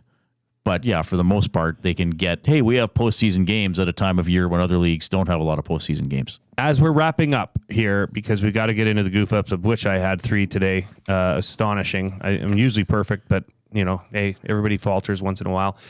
Homework for tonight, Reid, down at the rink. We need a Podkolzin breakdown, tear down. Give us what you think and have seen. I mean, he's playing with one of the best centers in the world. We'll see how he does. If he stands out, I'll talk about it. And I'm saying that because Taco asked it on the ESPN box. Hey, boys, I was at the game last night, and Pods looked like a project. He doesn't quite look like he is ready to be an everyday NHLer. What do the other fans say? Just curious. Taco, thanks for listening. Thanks for chiming in. I thought he had a decent game. I thought he made, without remembering everything, I thought he made some NHL caliber plays. I thought he had a couple of good moments with the forecheck. I mean, he might still be a project, but that doesn't mean he's not going to be on the team. That they don't see enough of an upside still to put him on the team. But yeah, I'll be curious to see what he does with Draisaitl tonight. 6-0 Bills, 5 minutes left in the first quarter. All right, Rob from LA, thanks for chiming in. I love watching the WNBA, and as a family, we traveled from Portland to watch Women's Sweet 16. It was awesome. Probably more affordable too than a lot of men's sports. I would guess. Sure, and that would be awesome. That's a bucket list thing for me. Oh, cool. Coob, any goof ups for you? I don't think many that stuck out, but one of my sports updates were pretty shaky at the start. I went to go kick it off, and I went Logan O'Connor, and then got into it. That was the only goof up. The old marble mouth, eh? Yeah, that's what it felt like today. Friedrich? I may have had one of Ford's stats wrong from one of his games. I don't really remember. But I think I was pretty solid today, quite frankly, with factual stuff. I referred to Geno Smith as Geno Wilson. Nice guy. Starting quarterback for the Seattle Seahawks. Reid's Seattle Seahawks, I must say. Inevitably, I couldn't say it. I myself had marble mouth. And the Bears, the Golden Bears, that's our U of A Golden Bears, are 2-2 now, not 2-1 as I reported. Yes, they're now up to 2-2. There are a few people named Geno Wilson in the world. I think Zach nailed it during the break. He said, were you thinking like Russell Wilson? Because Russell Wilson used to be the quarterback. Yeah. Geno Smith I think that's where my brain went. Russell Wilson. Okay, that's all right. We're back tomorrow. Of course. Full Podkolzin rundown tomorrow. Reid. We'll see what he does. I'm not gonna give a full if he doesn't have a full game, but we'll see. We will talk some Oil Kings tomorrow. They're getting ready for their home opener coming up on the weekend. Jed Roberts is scheduled to join us as well. Of course, we'll have the latest on the Oilers, and we'll see what the Elks are doing at quarterback. Thanks to Zach Kubish. On behalf of Jay, I'm Reid. Thanks for listening.